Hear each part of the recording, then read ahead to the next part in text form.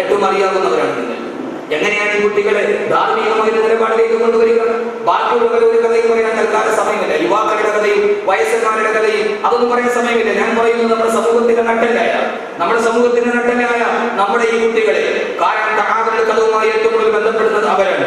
ഈ മുഅല്ലിമീങ്ങളുടെ മുമ്പിലേക്കാണ് ഇവർ കടന്നു വരുന്നത്. അവരെയാണ് തകർന്നു പോകുന്ന ഈ ധാർമ്മികതയിൽ രാവിലെ സുബഹി നിസ്കാരത്തിന്റെ വാങ്ങ വിളിച്ചു കഴിഞ്ഞാൽ 7 മണിക്ക് മക്കളെ ഒരുക്കി കെട്ടിയിട്ട് മദ്രസയിലോട്ട് കടന്നു വിടുന്നത് അതേതോ വലിയ പാതകമായി കണക്കാക്കുന്നവർ, ആ പാതകമായി കണക്കാക്കുന്നവരെ തന്നെ ചിന്തിക്കേണ്ടതുണ്ട്.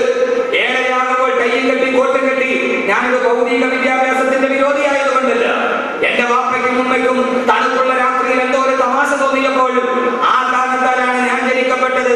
അതുകൊണ്ട് തന്നെ മാതാവിനോടും പിതാവിനോടും ധാർമ്മികമായി എനിക്കൊരു കടപ്പാടുമില്ല എന്ന് സാഹിത്യകാരന്മാർ എഴുതി വെച്ച ആ പുസ്തകങ്ങൾ നമ്മുടെ മക്കൾ പോയി 7 മുതൽ 8 മണി മുതൽ വൈകുന്നേരം 4 മണി വരെ പഠിക്കുകയും 7:30 മുതൽ 8:30 വരെ 1 മണിക്കൂറെങ്കിലും മക്കളെ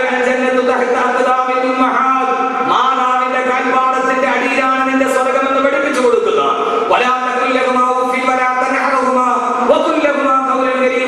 വാർദ്ധക്യം ബാധിച്ച മാതാപിതാക്കളോട് ചേർന്ന് പോലും പറയരുതേ, അവരോട് നിന്നെ വിരട്ടി സംസാരിക്കരുത് എന്ന് പറയുന്ന ഈ മുഅല്ലിമീങ്ങളുടെ മുമ്പിൽ കൊണ്ടുപോയി വിടാൻ ഭൗതികമായ വളർച്ചയുടെ പേരിൽ മനസ്സുണ്ട് എന്നുവെങ്കിൽ എന്റെ പ്രിയപ്പെട്ട സഹോദരിമാരെ, ഇതല്ല, ഇതിന്റെ അപ്പുറത്തേക്ക് കേൾക്കേണ്ടി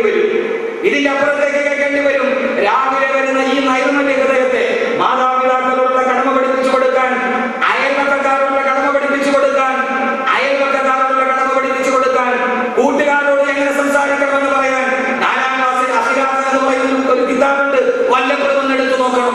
എന്റെ പ്രിയപ്പെട്ട സഹോദരങ്ങളെ, അത് പഠിപ്പിക്കാൻ നമ്മുടെ കുട്ടികൾക്ക് കഴിയാത്തത് കൊണ്ടാണ് 4 മണിക്ക് പഞ്ചസാര വാങ്ങിക്കാൻ സ്കൂൾ വിട്ട് വന്നിട്ട് പഞ്ചസാര മേടിക്കാൻ പീടികയിലോട്ട് പോയ 7 വയസ്സുകാരി കുട്ടി, ആ 7 വയസ്സുകാരി പെൺകുട്ടിയെ വീട്ടിലോട്ട് തിരിച്ചു വരുമ്പോൾ ടിവി കാണിച്ചു തരാമെന്ന് പറഞ്ഞ് വിളിച്ചുകൊണ്ട് വീട്ടിൽ കൊണ്ടുപോയി അവളെ കുത്തിപ്പിടിച്ച് മാനവകത്തിന്റെ ഇടയിൽ ആ കുട്ടി പെടഞ്ഞു മരിക്കുമ്പോൾ അവളെ മരത്തിൽ കിടത്തി അടുക്കളയിൽ നിന്ന് കത്തിയെടുത്തു കൊണ്ടുവന്ന് 14 കഷണങ്ങളായ 7 വയസ്സുകാരിയെ കെട്ടിമുറിച്ച് ചാക്കിൽ വെച്ച് ചാക്കിന്റെ അഗ്രഭാഗം മുഴുവനും കയർ കൊണ്ട് മുറുക്കി കെട്ടി പൂന്താനിയും എടുത്ത് മൺവെട്ടിയും എടുത്ത് അടുക്കളയുടെ പുറകിൽ പോയി സ്വന്തമായി കുഴിയെടുത്ത് അതിൽ ഈ മൃതശരീരത്തിന്റെ ചാക്കടക്കം ചെയ്ത് ആരും അറിയാതെ അതിന് മുന്നിൽ അതിബുദ്ധിമാനെ പോലെ വാഴയിന്നിട്ട് തിരിച്ചു വന്നത് തൃശ്ശൂർ ചന്ദ്രാപിന്നിയിലെ നൊട്ടോറിയസ് ക്രിമിനലായിരുന്നില്ല, അവിടുത്തെ കള്ള് കച്ചവടക്കാരനായിരുന്നില്ല.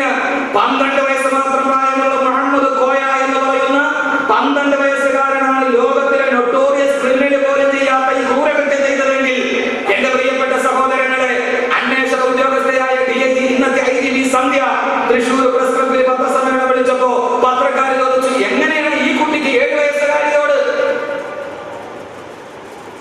എങ്ങനെയാണ് മഞ്ചരട്ടയിൽ മണ്ണ് വെച്ചിട്ട് അപ്പം കളിക്കുന്ന ഉണ്ടാക്കി കളിക്കുന്ന കുട്ടിയോട് ഇങ്ങനെ തോന്നിയത്? എന്റെ പ്രിയപ്പെട്ട മാതാപിതാക്കളെ, IGP സന്ധ്യ പറഞ്ഞത് എന്തെന്നറിയുമോ? ഈ കുട്ടി ജനിച്ചു വളർന്ന സാഹചര്യമാണ് അവൻ കുറ്റവാളിയാക്കിയത്. അവൻ ജനിച്ചു വളർന്ന സാഹചര്യം ഏത് സാഹചര്യമാണത്? അവന്റെ പിതാവ് ഏറ്റവും വലിയ മദ്യപാനി, അവന്റെ മാതാവാണെങ്കിലോ ആ നാട്ടിൽ അറിയപ്പെട്ട പബ്ലിക് പ്രോസ്റ്റിറ്റ്യൂട്ട്. എന്റെ പ്രിയപ്പെട്ട സഹോദരങ്ങളെ, പിതാവിന്റെ ഭാഗത്ത് മാതാവിന്റെ സുഖരസങ്ങളുടെ ശൈലിയിൽ പാതിരാ സമയത്ത് അന്യന്റെ ചൂടും അനുഭവിക്കുന്നവൾ, വളർന്നു വരുന്ന കുട്ടി ആ നാട്ടിലെ ഏറ്റവും വലിയ ക്രിമിനലായി. ആരെയാണ് കുറ്റപ്പെടുത്തേണ്ടത്? ആരെയാണ് ഇവരെ ചൂണ്ടേണ്ടത്? ആരെയാണ് ഈ കാര്യത്തിൽ നമ്മൾ വഴി പറയേണ്ടത്? വാപ്പയും ഉമ്മയും. ഞാൻ പറഞ്ഞല്ലോ, ആലപ്പുഴ ദേശീയപാതയിൽ പോലീസ് ഉദ്യോഗസ്ഥർ പരിശോധന നടത്തുന്നു, വാഹന പരിശോധന.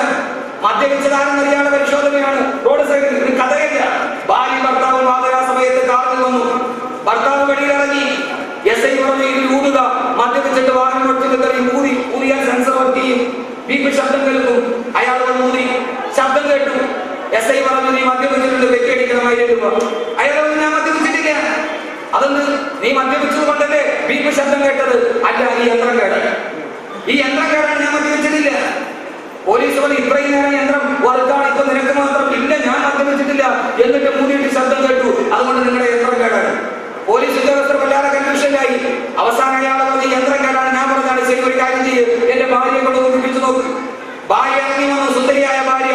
അവർ കൂടി അപ്പോഴും ശബ്ദം കേട്ടു. SI പറഞ്ഞു, സോറി, ഞങ്ങൾ അറിഞ്ഞില്ല, ഇത് വർക്ക് ചെയ്യുന്നില്ല എന്ന്. അവർ വെറുതെ കേട്ടു.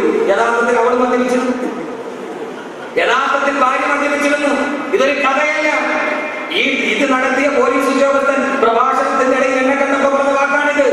സഹോദരങ്ങളെ, നഗരത്തിന്റെ സംവിധാനം എവിടെ എത്തിയെന്ന് ചോദിച്ചാൽ പാതിരാസമയമായി കഴിയുമ്പോൾ മക്കളെയും കൊണ്ട് നഗരത്തിന്റെ ആലസ്യതകളിലൂടെ കടന്നുപോയി അവസാനം 2 മണിക്ക് വന്ന് കിടന്നുറങ്ങി. രാവിലെ 8 മണിയാകുമ്പോൾ സ്റ്റഫ് ചെയ്ത് കോടി എഴുന്നേൽക്കുന്നത് പോലെ 8 മണിയാകുമ്പോൾ മക്കളെ സ്റ്റഫ് ചെയ്ത് ഭൗതിക വിദ്യാഭ്യാസത്തിന്റെ കലാലയത്തിൽ കൊണ്ടുപോയി തിരിച്ചു കൊണ്ടുവന്ന് നഗര ജീവിതത്തിന്റെ കാവലാളുകളായി മാറി നിൽക്കുന്ന ഒരു സമൂഹം. ഈ സമൂഹത്തിനോട് എന്താണ് പറഞ്ഞു കൊടുക്കേണ്ടത്? ഈ സമൂഹത്തിനോടാണ് ആദരവായ വിശുദ്ധമായ ഖുർആൻ. ഞാൻ ഏറെ പറയുന്നില്ല, പത്രവാർത്തകൾ ഏറെ പറയുന്നില്ല. സ്വന്തം മക്കൾ നാളെ മയ്യത്ത് നിസ്കരിക്കണമെന്ന് ആഗ്രഹമുണ്ടെങ്കിൽ നാളെ മക്കൾ മണ്ണിന്റെ അടിയിൽ കൊണ്ടുപോയി മണ്ണിട്ട് കൂടിയിട്ട് എന്റെ വാപ്പ മരിച്ചു, ഇനി ബാക്കി മുഴുവനും എനിക്കെന്ന് പറയുന്ന ജാമിലീയ ജ്യോതിശാസ്ത്രത്തിന്റെ കണക്ക് പറയാതിരിക്കണമെങ്കിൽ നാളെ നാം ഈ നൊന്ത് പ്രസവിച്ച നമ്മുടെ മക്കൾ കണ്ണുനീരൊലിപ്പിച്ച് നമ്മുടെ പുറകിൽ കിടന്ന് മയ്യത്ത് നിസ്കരിക്കണമെങ്കിൽ എന്റെ പ്രിയപ്പെട്ട സഹോദരങ്ങളെ, ഇതിനൊരു അടിസ്ഥാന തത്വമുണ്ട്. എന്താണ് അടിസ്ഥാന തത്വം? ഇതിനൊരു അടിസ്ഥാന തത്വമുണ്ട്. 13ാമത്തെ വയസ്സിൽ കേരളം മദ്യപിക്കാൻ തുടങ്ങുകയാണ്. 13ാമത്തെ വയസ്സിലാണ് കേരളത്തിന്റെ മദ്യപാനത്തിന്റെ തുടക്കം. അപ്പൊ ആരാ കുടിക്കുക? ഞാൻ പറയണോ, കേരളത്തിന്റെ മാഗസിൻ കഴിഞ്ഞ മാസം കേരളത്തിലെ 30,000 ഹൈസ്കൂൾ വിദ്യാർത്ഥികളുടെ ഒരു സർവേ നടത്തി. നിങ്ങൾ നന്നായിട്ട് കേൾക്കണം, വീട്ടിലിരുന്ന് മനസ്സിലാവൂല.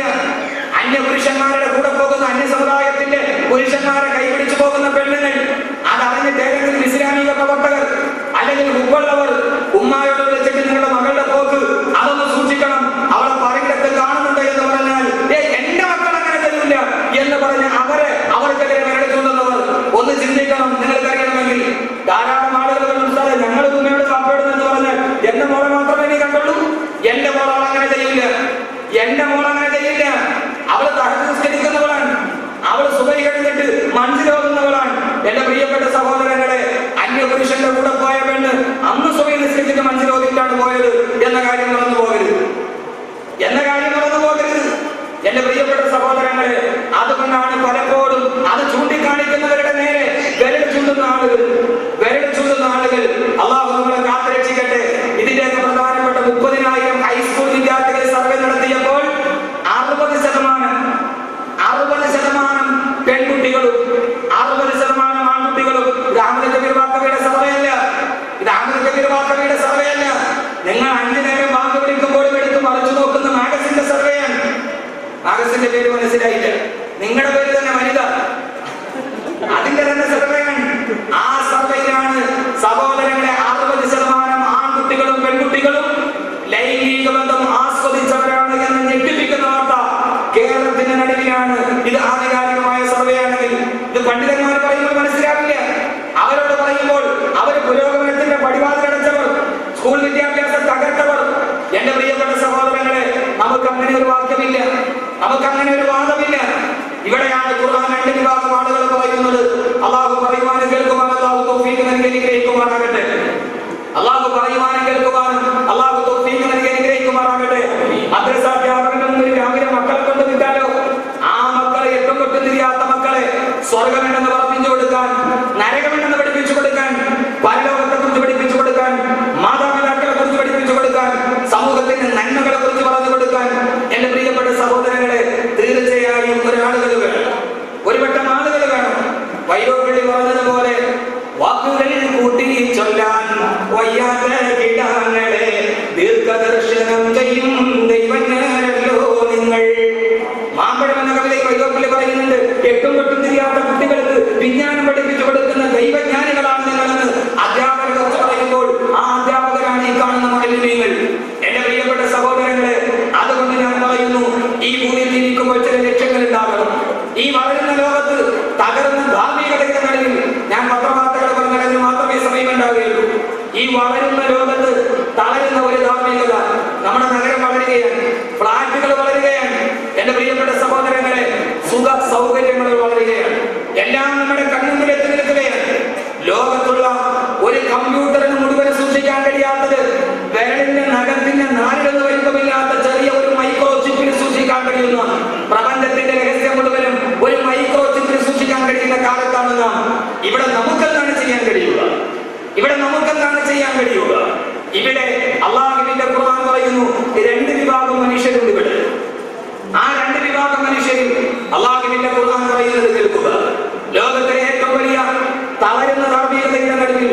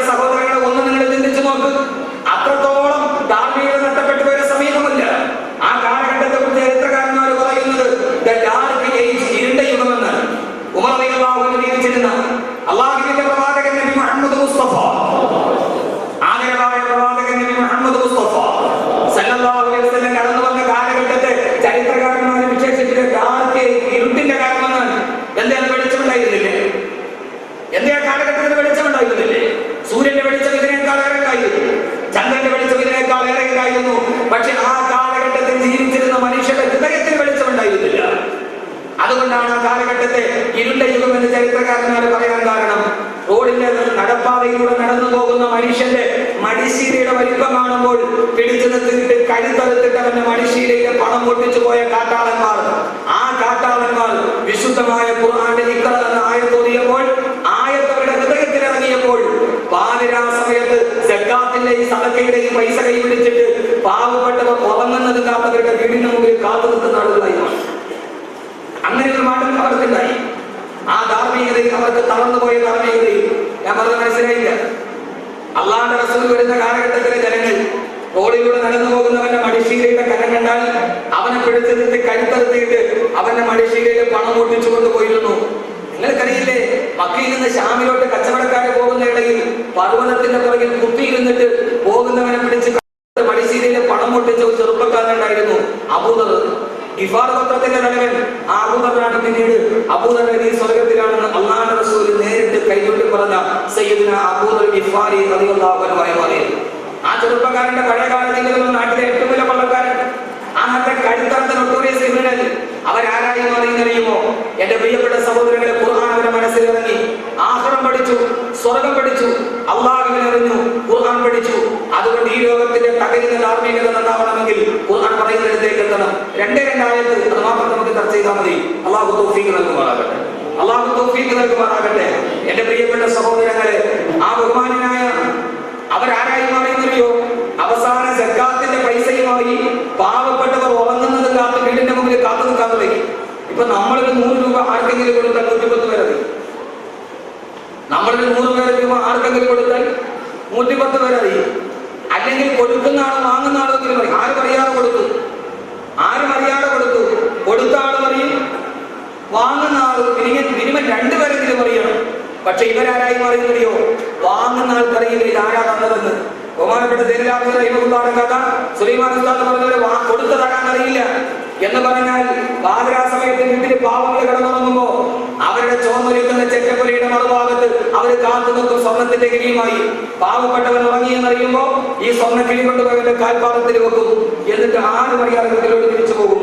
രാവിലെ ഉറങ്ങിക്കിടക്കുന്ന എഴുന്നേൽക്കുമ്പോ 100 സ്വർണ്ണ നാണയം തന്റെ തലയുടെ ഭാഗത്തിരിക്കും. പള്ളിയിൽ മിസ്ലിമാരെ കിടന്നുറങ്ങുമ്പോൾ എഴുന്നേറ്റാൽ ഉടനെ അവർ ചിന്തിക്കുമ്പോൾ നോക്കുമ്പോ സ്വർണ്ണക്കിഴി അവിടെ ഇരിക്കുന്നു. ഉറങ്ങുന്നവനെ അറിയിക്കാതെ, പാറ പറഞ്ഞ ശബ്ദം കേൾക്കാതെ പണക്കിഴി അവിടെ വെച്ച് മുതലാളി കടന്നു പോകും. ആ കാട്ടാളന്മാർ ഈ അവസ്ഥയിലെത്തി. ആ കാട്ടാളന്മാർ ആ കാലഘട്ടത്തിന്റെ നാഗരികതയുടെ അടയാളമായി മാറി. പള്ളിയിൽ കിടന്ന ഒരാൾ എഴുന്നേറ്റാൽ, പള്ളിയിൽ ഒരു മുസാഫിർ കിടന്നിട്ട് എഴുന്നേറ്റാൽ ഉടനെ അയാൾ തലയുടെ താഴെ പൊക്കി നോക്കും, ആരെങ്കിലും എന്തെങ്കിലും കൊണ്ടുവന്ന് വെച്ചിട്ടുണ്ടോ എന്നറിയാൻ. ആ കാലഘട്ടത്തിൽ പള്ളിയിൽ കിടന്നൊരു പാവപ്പെട്ടവർ ഇറങ്ങിയാൽ അയാൾ മടിശീല തപ്പി നോക്കും, ആരെങ്കിലും എന്തെങ്കിലും കൊണ്ടുവന്ന് വെച്ചോന്നറിയാൻ. നമ്മുടെ നാട്ടിലോ നമ്മുടെ പള്ളിയിൽ കിടന്നാൽ എഴുന്നേറ്റാൽ മടിശീല തപ്പി നോക്കും, വെച്ചവിടെ ഉണ്ടോന്നറിയാൻ. നമ്മൾ വെച്ചിട്ട് കിടന്നവിടെ ഉണ്ടോന്നറിയാൻ. രണ്ട് സെൻട്രൽ മാമസിൽ സഹോദരങ്ങളെ, ഞാൻ ആദ്യമായിട്ട് വരുമ്പോ എന്റെ ഒരു സുഹൃത്ത് പറഞ്ഞ ഉസ്താദ് ഒരിക്കലും ടെസ്റ്റ് എഴുതാൻ വേണ്ടി ഹൈസ്കൂളിൽ വന്നിട്ട് തൊഴിലിക്കാൻ വേണ്ടി റാഡോടെ വാച്ചടിച്ച് അപ്പുറത്തെ ഹൗസിന്റെ അപ്പുറത്തെ കുട്ടിയിൽ വെച്ചു. കൈ കഴുകിട്ട് ഇതിന് ഇപ്പൊ റാഡോ വാച്ച് കിട്ടി. റാഡോ വാച്ച് കണ്ടില്ല. കഴിഞ്ഞ റമദാനിൽ ഒരു മനുഷ്യന്റെ വാച്ച് പോയി. ഉസ്താദെ സെക്രട്ടറിയേറ്റ് എംബോറൈസാണ്, അവര് ജുമൈക്ക് ബസ് കേൾക്കാൻ വന്നതാണ്. ഉസ്താദെ ഞങ്ങളുടെ വാച്ച് പോയിട്ട് കിട്ടാൻ വേണ്ടി അടുത്ത വെള്ളിയാഴ്ച പറയണേ. അടുത്ത വെള്ളിയാഴ്ച വീണ്ടും അവർ വന്നു എന്റെ റൂമിൽ. അടുത്ത വെള്ളിയാഴ്ച ഞാൻ ഈ കാര്യം പറഞ്ഞു. അവസാനം അവരോട് ഉസ്താദ് ഒരു കാര്യം കൂടെ പറഞ്ഞു. എന്ത്? ഉസ്താദെ വാച്ച് പോയി. അത് ഉസ്താദിനോട് പറയാൻ വേണ്ടി താഴെ ചെരുപ്പൂരി വെച്ചിട്ട് റൂമി ഒന്ന് തിരിച്ചു ചെരുപ്പ് പോയി. നടന്ന സംഭവമാണ്. എന്റെ പ്രിയപ്പെട്ട സഹോദരങ്ങളെ, ആ കാലഘട്ടത്തിലെ ആളുകൾ അവരാരും അറിയില്ല. ആ കാലഘട്ടത്തിന്റെ നാഗരികതയുടെ അടയാളമായി മാറി. കാരണം പാവപ്പെട്ടവന്റെ വീടിനകത്ത് ആ കാലഘട്ടത്തിൽ ഒരു മനുഷ്യൻ പള്ളിയിൽ കിടക്കുന്നു, ഒരാൾ വീട്ടിൽ വന്ന് കിടക്കുന്നു. ഒരാൾ വന്ന് ഇങ്ങനെ നോക്കി 100 സ്വർണ്ണ നാണയം വെച്ചു, വീട്ടിലേക്ക് തിരിച്ചു പോയി. ഉറങ്ങിക്കിടന്ന ആൾ നോക്കിയപ്പോൾ 100 സ്വർണ്ണ നാണയം. വലിയ ആഗ്രഹത്തോടെ എണ്ണി നോക്കി വീട്ടിൽ പോയപ്പോ വാപ്പ ഇങ്ങനെ കസേരയിൽ ചാരി കിടക്കാൻ. വാപ്പയോട് പറഞ്ഞു, വാപ്പ എനിക്കൊന്നൊരു കോള് കിട്ടി. ഉറങ്ങി കഴിഞ്ഞപ്പോൾ 100 സ്വർണ്ണ നാണയം തലയുടെ ഭാഗത്ത്. ആ സമയത്ത് വാപ്പ ചോദിച്ചു, എടാ പകയ, അത് നീ ആയിരുന്നു വെച്ചത്? വാപ്പയാണ്. മകനാണെന്ന് പോലും നോക്കിയില്ല, അറിഞ്ഞില്ല. കാരണം ശബ്ദം കേട്ടാൽ ഉറങ്ങിക്കിടക്കുന്ന എഴുന്നേക്കും. അവർ രണ്ടുപേരും തമ്മിൽ തർക്കമായി. നീയാണെന്ന് അറിഞ്ഞാൽ ഞാൻ തരുമായിരുന്നില്ല, പൈസ തിരിച്ചതാ. അവസാന തർക്കമില്ല. അള്ളാഹുവിന്റെ റസൂലിന്റെ അടുക്കലെത്തി. റസൂലുള്ളാഹി കുഞ്ഞിനെ ബീവിയോട് പറഞ്ഞു, വാപ്പയോട് വലക്കം ആഴ്ത്ത കൊടുത്തതിന്റെ പ്രതിഫലം നിനക്കുണ്ട്. മകനോട് പറഞ്ഞു വലക്കം ആസത്ത എടുത്ത പ്രതിഫലം നിനക്ക് വേണ്ടി. രണ്ടുപേരെയും പറഞ്ഞു വിട്ടു. ആരായിരുന്നു സഹോദരങ്ങളെ ഇവർ? രക്തക്കൊതിപ്പുണ്ട, രക്തക്കലിപ്പുണ്ട, മദ്യപാനത്തിന്റെയും വ്യഭിചാരത്തിന്റെയും ഏറ്റവും വലിയ അധപതനത്തിന്റെ അധമ ഭാവതലങ്ങളിലോട്ട് കടന്നുപോയ 6-ാം നൂറ്റാണ്ടിലെ കാത്തറബികളുടെ മനസ്സിന്റെ ഇടയിലേക്ക് ഇഖ്റ എന്ന് പറയുന്ന ഖുർആന്റെ വാക്യങ്ങൾ എഴുതിയപ്പോ, നിങ്ങൾ ഇങ്ങനെ ജീവിക്കേണ്ടവരല്ല, ഈ ഭൗതിക ലോകം കൊണ്ട് തൃപ്തിപ്പെടേണ്ടവരല്ല, അല്ലാഹുവിന്റെ പരലോകത്ത് നിങ്ങൾ ഹാജരാക്കപ്പെടുമെന്ന പരലോകത്തിന്റെ സുവിശേഷം അറിയിക്കപ്പെട്ടപ്പോൾ ആ തകരുന്ന ധാർമ്മികതയുടെ നിലവിൽ സാഹിത്യ തമ്പുരാക്കന്മാരുടെ വളരുന്ന ലോകത്തിന്റെ മുമ്പിൽ, തകരുന്ന ധാർമ്മികതയുടെ മുമ്പിൽ അവരെത്രത്തോളമായി മാറിയെങ്കിൽ ആ സമൂഹത്തിനോടാണ് അല്ലാഹുവിന്റെ ഖുർആൻ പറഞ്ഞത്, ഈ ലോകത്തിൽ 2 വിഭാഗം ആളുകളാണ് ലോകത്തുള്ളത്. അവരാരെന്നറിയുമോ?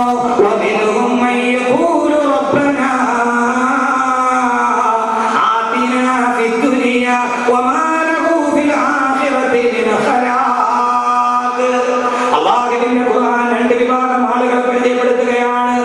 ഈ പ്രഭാഷണത്തിന് 2 ആയത്തുകൾ മാത്രം പറഞ്ഞ് നാം അവസാനിപ്പിക്കുകയാണ്. ഇവിടെ ധാർമ്മികത തകരാതിരിക്കണോ?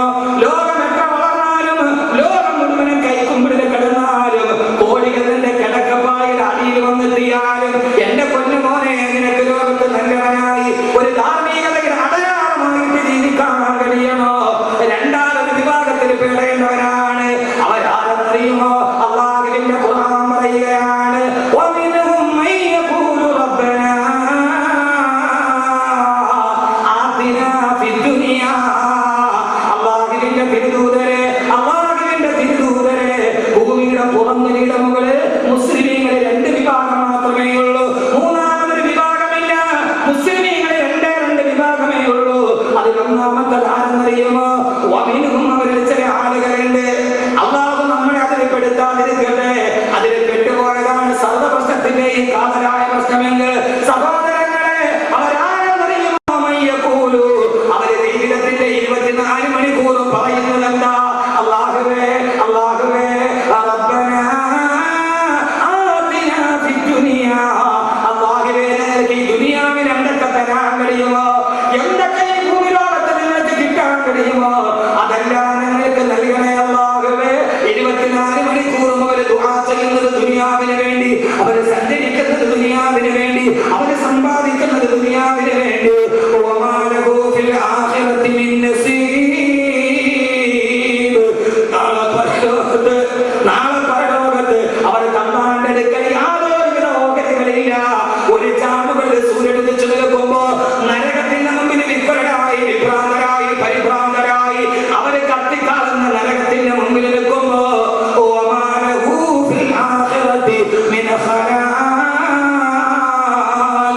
അവര് പരലോകത്തെ കുറിച്ച് ജീവിതത്തിൽ ചിന്തിക്കാത്തവരാ. അവരേത് സമയത്തും അവരുടെ ചിന്ത എന്താ?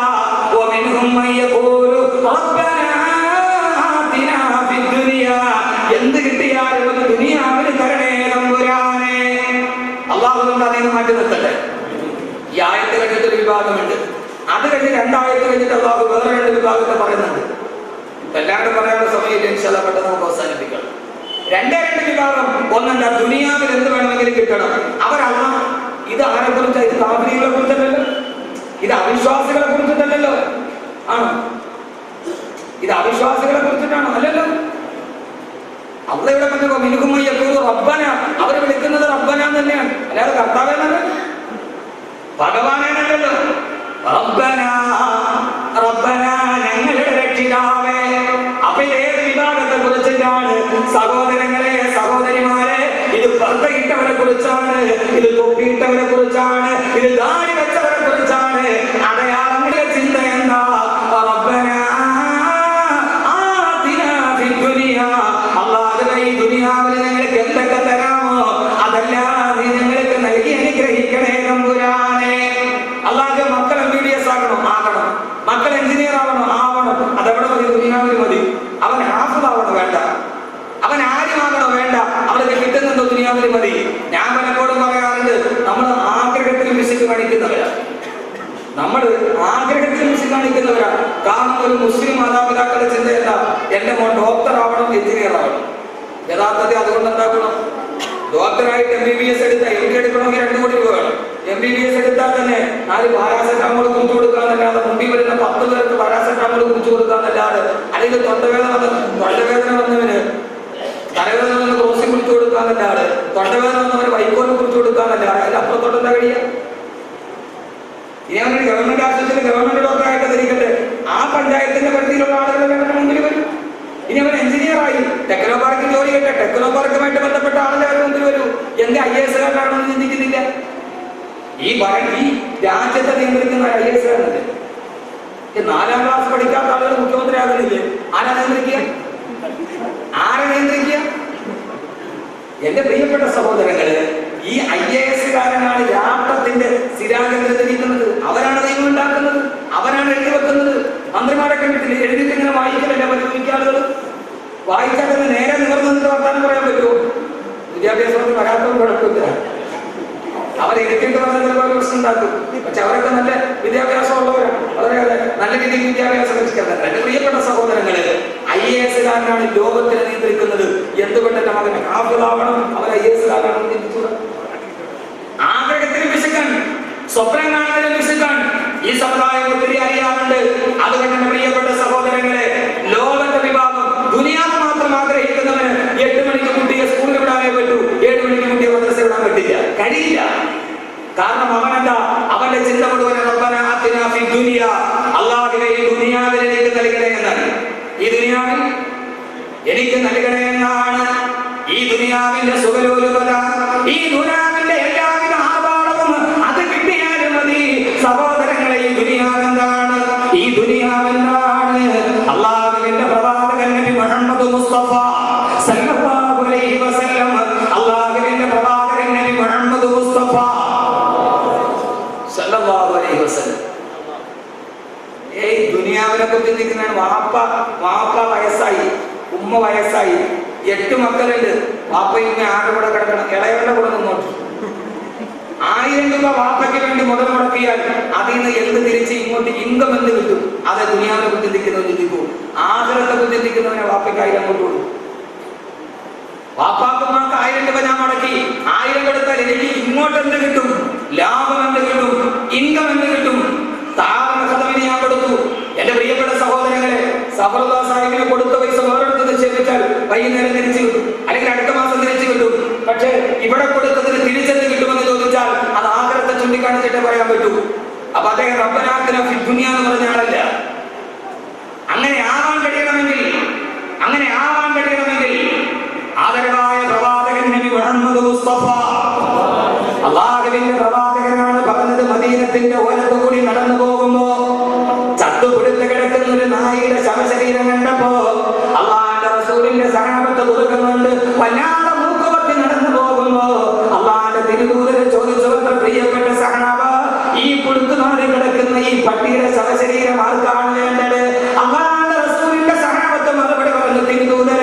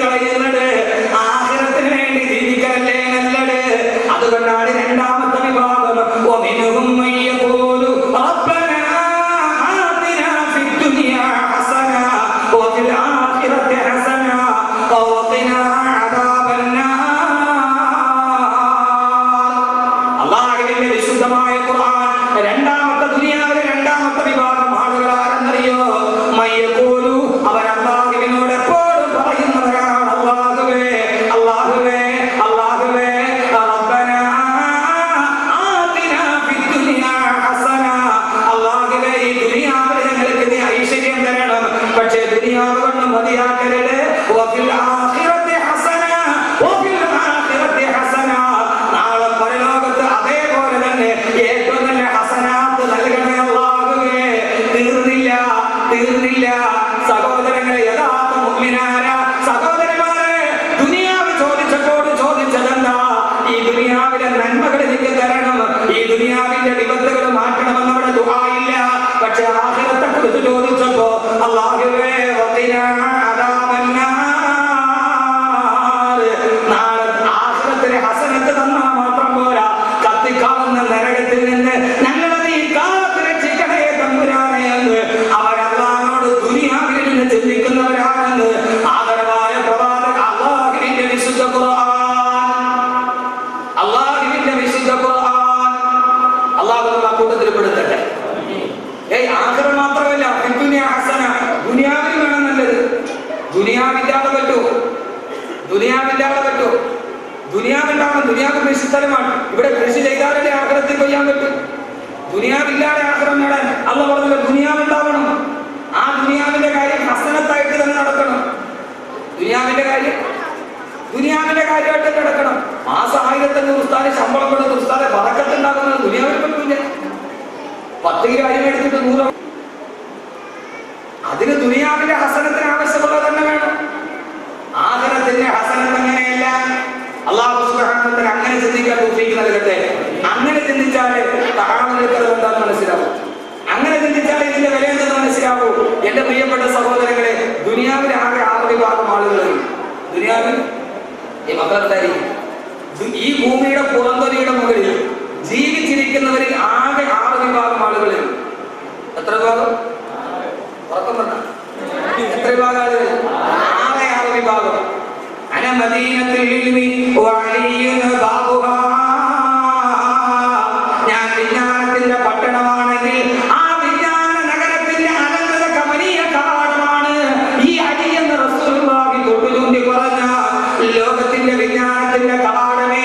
അരിസ്റ്റോട്ടിൽ കണ്ടാത്ത, ക്രിസ്ത്യൻ കണ്ടാത്ത, നെപ്പോളിയൻ പോലും താണ്ടി പോകാത്ത അറിവിന്റെ കവാടം താണ്ടിയ സയ്യിദുനാ അലി ഇബ്നു അബീ താലിബ് റളിയല്ലാഹു അൻഹു, അലി റളിയല്ലാഹു തആല പറഞ്ഞത് ദുനിയാവിലെ ആകെ 6 വിഭാഗം ആളുകളേ ഉള്ളൂ. നാളെ ആഖിറത്തിലും 6 വിഭാഗം ആളുകളുണ്ട്. ആഖിറത്തിൽ 6 വിഭാഗം ആളുകളുണ്ട്. അല്ലാഹു നമ്മളെ അതിൽപ്പെടുത്തട്ടെ. അത് പറഞ്ഞ ഇൻഷാ അല്ലാഹ് നമുക്ക് ദുആ ചെയ്ത് പിരിയാം. ഇതിന്റെ ഇടയിൽ മിനിസ്റ്റർ വന്ന ഉദ്ഘാടനം. ദുനിയാവിൽ 6 വിഭാഗം ആളുകൾ. ഒന്ന് മത്തുവും തിന്നാൻ വേണ്ടി ജീവിക്കുന്നവർ, അല്ലെങ്കിൽ തിന്നാൻ വേണ്ടി ജീവിക്കുന്നവർ. 2 മഷ്റൂബ് കുടിക്കാൻ വേണ്ടി ജീവിക്കുന്നവർ. ഒന്നുകിൽ കിട്ടുന്നതും തിന്നു തീർക്കുക, അല്ലെങ്കിൽ കുടിച്ചു തീർക്കുക. അതല്ലെങ്കിലോ മൂന്നാമത്തവൻ മൽബൂസ്, കിട്ടുന്നത് മുഴുവനും ആഡംബരത്തിന് വേണ്ടി ചെലവഴിക്കുക. വസ്ത്രം ധരിച്ച് നല്ല മാന്യനായിട്ട് നടക്കുക. എന്റെ പ്രിയപ്പെട്ട സഹോദരങ്ങളെ, ഉസ്താദന്മാരെ നല്ല വെള്ള വസ്ത്രം ധരിച്ച് നറുമണം വീശി നല്ല മുഖപ്രസംഗത്തോടെ എപ്പോഴും പുഞ്ചിരിച്ചിട്ട് നടക്കും. പക്ഷെ അവിടെ ഹൃദയത്തിന്റെ വേദന അറിയില്ല. ഒരു വലിയ വാക്കാണ്. ഉസ്താദന്മാർക്ക് എപ്പോഴും ഒരപ്പുറം കുട്ടികൾ ചെയ്യുന്ന ആരെങ്കിലും കൊടുക്കാതിരിക്കുക. എന്റെ പൊന്നു സഹോദരങ്ങളെ, ഞാൻ സാധാരണ പറയാറുണ്ടല്ലോ, 3 കാര്യങ്ങൾ നന്നായാൽ ഏതൊരു മനുഷ്യനും ഒരു മാന്യനാണ്. തമ്പാനൂർ ബസ് സ്റ്റാൻഡിൽ അപരിചിതനെ നാം കണ്ടു. അയാൾ അപ്പുറം നിൽക്കാണ്. നമ്മൾ അയാൾ എങ്ങനെയുള്ള ആളാണ്? കാശുള്ളവനാണോ, ഇത്തിരി സൗകര്യമുള്ളവനാണോ, അതല്ല ലോ ക്ലാസ് ആണോ എന്ന് അറിയുന്ന എങ്ങനെയാണ്? 3 കാര്യം നന്നായാൽ മതി. 1, അവന്റെ വസ്ത്രം. നല്ല വെള്ള വസ്ത്രം പശയൊക്കെ മുക്കി നന്നായിട്ട് വടിവൊക്കെ ആക്കിയിട്ട ഉള്ളിലെ വേദന പിന്നെ അതില്ല, അത് അതിന്റെ ഉള്ളിൽ നിന്നു. 2, കാലിലെ ചെരുപ്പ്. ആ ചെരുപ്പ് നന്നായാൽ അപ്പോൾ തന്നെ അറിയാം അവൻ അത്യാവശ്യമാണ്. 3, മുടി നന്നായിട്ടൊക്കെ മീശയൊക്കെ വെട്ടി അലസമാവാതെ താടി മുടിയൊക്കെ ഡ്രസ് ചെയ്ത് മുഖത്ത് വല്ല പ്രസന്നതയോടെ ഇരുന്നാൽ ഏതൊരു മനുഷ്യനും അറിയാം. എന്റെ സെക്രട്ടേറിയറ്റ് നിങ്ങൾ പോയി നോക്കി, ഇതേപോലെ ആയിരക്കണക്കിന് ആളുകളെ കാണും. നമ്മൾ കണ്ടിറങ്ങിയ ആഭ്യന്തരമന്ത്രിയാണ്. എവിടെ പെട്ട 6ാം ക്ലാസ് പഠിച്ചിട്ട് ലോക്കൽ കമ്മിറ്റി അപ്പുറം കടന്നിട്ടുണ്ടാവില്ല. അതൊരു അടയാളമാണ്. അതിന്റെ ഉള്ളിലൊന്നും അറിയില്ല. മൽബൂസ് 3ാമത്തെ ആളായ 3ാമത്തെ ആള് നന്നായിട്ട് ആഡംബരത്തോടെ വസ്ത്രം ധരിക്കുന്നവർ. 4ാമത്തെ ആളോ മർബൂൻ, ഏറ്റവും നല്ല വാഹനത്തിൽ സഞ്ചരിക്കുന്നവർ, ഏറ്റവും സുന്ദരമായ വാഹനം. 5, മൻബൂൻ, പെണ്ണ് കെട്ടി ജീവിക്കുന്നവർ. 10, 12 മഷ്മൂൻ, സുഗന്ധം ആസ്വദിച്ച് ജീവിക്കുന്നവർ. എന്ന് പറഞ്ഞാൽ കുറെ നാട്ടിലൊക്കെ കറങ്ങി കുറെ സ്ഥലമൊക്കെ കണ്ട് അങ്ങനെ ദുനിയാവിൽ ജീവിക്കുന്ന ആളുകൾ. 6 വിഭാഗം ആളുകളാണ് ദുനിയാവിലുള്ളത്. എത്ര വിഭാഗം? 6 വിഭാഗം. 1ാമത്തെ ആളാരാ? ബഹുമാനപ്പെട്ട സയ്യിദുനാ അലി ഇബ്നു അബീ താലിബ് റളിയല്ലാഹു അൻഹു ആഖിറ മനസ്സിലാകാത്തവരാണ് പറയുക, ഈ ദുനിയാവിൽ 6 വിഭാഗം ആളുകളെ ഉള്ളൂ. ഒന്നവർ മുഴുവൻ തിന്നു കുടിച്ചു ഇങ്ങനെ ജീവിച്ചു പോകുമ്പോൾ വൈകുന്നേരം കിട്ടുന്നതിന് മുഴുവൻ ഭക്ഷണത്തിന് വേണ്ടി ചെലവാക്കുമ്പോൾ എന്റെ പ്രിയപ്പെട്ട സഹോദരങ്ങളെ, അലി റളിയല്ലാഹു തആല ചോദിച്ചു, ഈ ദുനിയാവിൽ കിട്ടുന്ന ഏറ്റവും നല്ല ഭക്ഷണം ഏതാ? കിട്ടുന്നതിൽ ഏറ്റവും നല്ല ഭക്ഷണം മധുരമുള്ള തേനല്ലയോ? തേനിനേക്കാൾ ആസ്വാദകരമായ ഭക്ഷണം ഏതാണുള്ളത്? അലി റളിയല്ലാഹു അൻഹു ചോദിക്കുകയാണ്, ദുനിയാവിലെ ഏറ്റവും സാധുള്ള ഭക്ഷണം തേനാണെങ്കിൽ ആ തേനിനെ കുറിച്ച് നിനക്കറിയുമോ? അത് ഈച്ചയുടെ പൃഷ്ഠഭാഗത്തിൽ നിന്ന് വരുന്നതാണെന്നറിയില്ലേ? ഈ ദുനിയാവിൽ കിട്ടുന്ന ഏറ്റവും നല്ല ഭക്ഷണം അതൊരു ഈച്ചയുടെ ഒരു പ്രാണിയുടെ വിസർജ്യമാണെന്ന് നിനക്കറിയില്ലേ? അതല്ലേ ഏറ്റവും വലുതായി നീ കണക്കാക്കുക. രണ്ടാമത്തെ ആൾ അവർ ഏറ്റവും നന്നായിട്ട് കുടിച്ചു ജീവിക്കുന്നവരാണെങ്കിൽ ഈ ദുനിയാവിൽ കിട്ടുന്ന ഏറ്റവും നല്ല കുടിക്കാൻ പറ്റുന്ന സാധനമേടാ? അൽമാഹു, അത് പച്ചവെള്ളമല്ലേ? ആ പച്ചവെള്ളത്തിന്റെ കാര്യം നോക്ക്. അമ്മാനെ അനുസരിക്കുന്നവനും ഇബാദത്ത് ചെയ്യുന്നവനും തെമ്മാടിക്കുമൊക്കെ പച്ചവെള്ളം അല്ലാഹു വാരി കോരി കൊടുക്കുന്നതല്ലേ? അല്ലാഹുവിനെടുക്കൽ യാതൊരു വിലയില്ലാത്ത സാധനമല്ലേ? അതിനു വേണ്ടിയാണോ ഈ ദുനിയാവിൽ നീതിയിരിക്കുന്നത്? പച്ചവെള്ളം ആർക്കും കൊടുക്കുന്നതല്ലേ? ആർക്കും കൊടുക്കുന്നതല്ലേ? അതിനു വേണ്ടിയാണോ ദുനിയാവിൽ നീതിയിരിക്കുന്നത്? മൂന്നാമത്തെ ആള് അവൻ നല്ല വസ്ത്രം അങ്ങനെ ധരിക്കുന്നവനാ, സുന്ദരമായ വസ്ത്രങ്ങൾ ധരിക്കുന്നവനാണ്. അലി റളിയല്ലാഹു അൻഹു ചോദിച്ചു, അസ്റഫുൽ മൽബൂസാത്തി അൽ ഹരീറു, ഈ ഭൂമിയിൽ കിട്ടുന്ന ഏറ്റവും നല്ല വസ്ത്രമേടാ? അത് പട്ടുവസ്ത്രമല്ലേ? അത് കാഞ്ചീപുരം പട്ടിന്റെ സാരിയല്ലേ? കാഞ്ചീപുരം ബനാറസിന്റെ പട്ട് സാരിയല്ലേ? അത് വാരി ചുറ്റിയിട്ട് ദുനിയാവിലൂടെ ഇങ്ങനെ ഒരുമാതിരി സ്റ്റഫ് ചെയ്ത കോടിയെ പോലെ നടക്കുമ്പോ ഓർക്കുന്നുണ്ടോ? അതെവിടെ നിന്നാണ് വരുന്നതെന്ന്? അതൊരു പട്ടുനൂൽപ്പുഴുവിന്റെ കാഷ്ടമല്ലേ? അതൊരു പുഴു കാട്ടിക്കുന്നതല്ലേ? പട്ടുനൂൽപ്പുഴുവിന്റെ കാട്ടത്തിൽ നിന്നാക്കുന്നതല്ലേ പട്ടുനൂല്? അതിനു വേണ്ടിയാണോ നിന്റെ ജീവിതത്തിൽ ആർഭാടം? അതിനു വേണ്ടിയാണോ നിന്റെ ജീവിതത്തിൽ ആർഭാടം? സഹോദരങ്ങളെ, നന്നായിട്ട് ചിന്തിക്കണം. ചില ആളുകൾ പൈസ ചെലവഴിക്കുന്നത് ഏറ്റവും വലിയ വാഹനത്തിന് വേണ്ടിയാണ്. കേരളത്തിൽ 4 കോടി രൂപ വരെയുള്ള വാഹനം ആദ്യ പറക്കിയത് മലപ്പുറം ജില്ലയിലാണ്. ഇറക്കിയത് നമ്മന്റെ ആളാണ്. 4 കോടി രൂപയാണ് ഷോറൂമിന്റെ ഫോട്ടോ സഹിതം വന്നതാണ്. 4 കോടി രൂപയാണ് വില. ബഹുമാനപ്പെട്ട അലി റളിയല്ലാഹു അൻഹു ചോദിച്ചു, എന്തിനാണ് വാഹനത്തിന്റെ ആഡംബരത്തിന്റെ പുറകെ പോകുന്നത്? അത് കാരണത്താണല്ലേ എത്ര പുരുഷന്മാര് കൊല്ലപ്പെട്ടത്? അതിൽ കിടന്നിട്ടല്ലേ എത്ര പുരുഷന്മാര് കൊല ചെയ്യപ്പെട്ടത്? 4 കോടിയുടെ വാഹനത്തിലല്ലേ? സഹോദരങ്ങളെ, 30 വർഷം സൗദി അറേബ്യ അടക്കി ഭരിച്ച രാജാവിന്റെ രാജകുടുംബത്തിൽപ്പെട്ട മനുഷ്യനാണ് ഏറ്റവും വില കൂടിയ വാഹനത്തിന് സൗദി അറേബ്യയുടെ വഴിഭൂമിയിൽ വഴിതെറ്റിപ്പോയത്. ആ വഴിതെറ്റിപ്പെട്ട ഹമ്മർ വാഹനത്തിൽ സൗദി അറേബ്യയുടെ മണലാറിന്റെ മുഴുവനും മലനിരിഞ്ഞ് നടത്തിട്ട് രാജകുടുംബത്തിൽ കിടന്ന് സ്വർണ്ണസിംഹാസനത്തിൽ കിടന്നുറങ്ങിയ സ്വർണ്ണ ചഷകങ്ങളിൽ പാനം ചെയ്ത സൗദി അറേബ്യയുടെ കിരീടാവകാശി 12 വർഷം മുമ്പ് ഭരിച്ചു പോയത് സൗദി അറേബ്യയുടെ മണലാറിനത്ത് ഒരു തുള്ളി വെള്ളം കണ്ടെന്ന് നിലക്കാടില്ലാതെയാണ് മരിച്ചു പോയത്. എവിടെയാണ് മരിച്ചു പോയത്? ഒരു തുള്ളി വെള്ളം കുടിക്കാടില്ലാതെ സൗദി അറേബ്യയുടെ മരുഭൂമിയിൽ. എന്തിനാ സഹോദരങ്ങളെ ഈ ദുനിയാവിനെ കുറിച്ച് വല്ലാതെ കൊണ്ടുപിടിക്കുന്നതിനാണ്? സൗദി അറേബ്യയുടെ യുവരാജകുമാരൻ മരിച്ചതെവിടെയാ? മരുഭൂമിയുടെ ചുട്ടുപെടുത്ത മണൽത്തരിയുടെ മുകളില് ഒരു ഗ്ലാസ് വെള്ളത്തിന് ആകാശത്തേക്ക് നോക്കി കാക്ക പോലും അറിയില്ലല്ലോ. കാക്കയുടെ വിളി കേട്ടാൽ അറിയാം അടുത്ത വെള്ളമുണ്ടെന്ന്. കാക്ക പോലും സൗദി അറേബ്യയിലില്ല. ആ മണലാറിനത്തിന്റെ മുകളിൽ കിടന്നിട്ട് വല്ലാതെ ചിതറിത്തെറിച്ചൊരു വെള്ളത്തിന് വേണ്ടി ദാഹിക്കുമ്പോ മരിക്കുന്ന സമയത്ത് തൊണ്ട പൊട്ടിയിട്ടാണ് മരിച്ചത്. ഏത് സൗദി അറേബ്യ?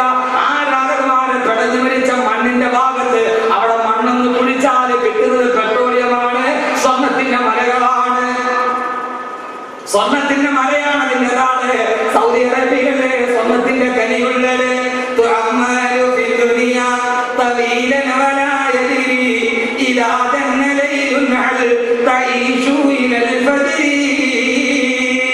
എന്റെ പ്രിയപ്പെട്ട സഹോദരനോട് ഞാൻ പറയുന്നത്, റമളാൻ കൂടി കണക്കിലെടുത്തിട്ട് എന്റെ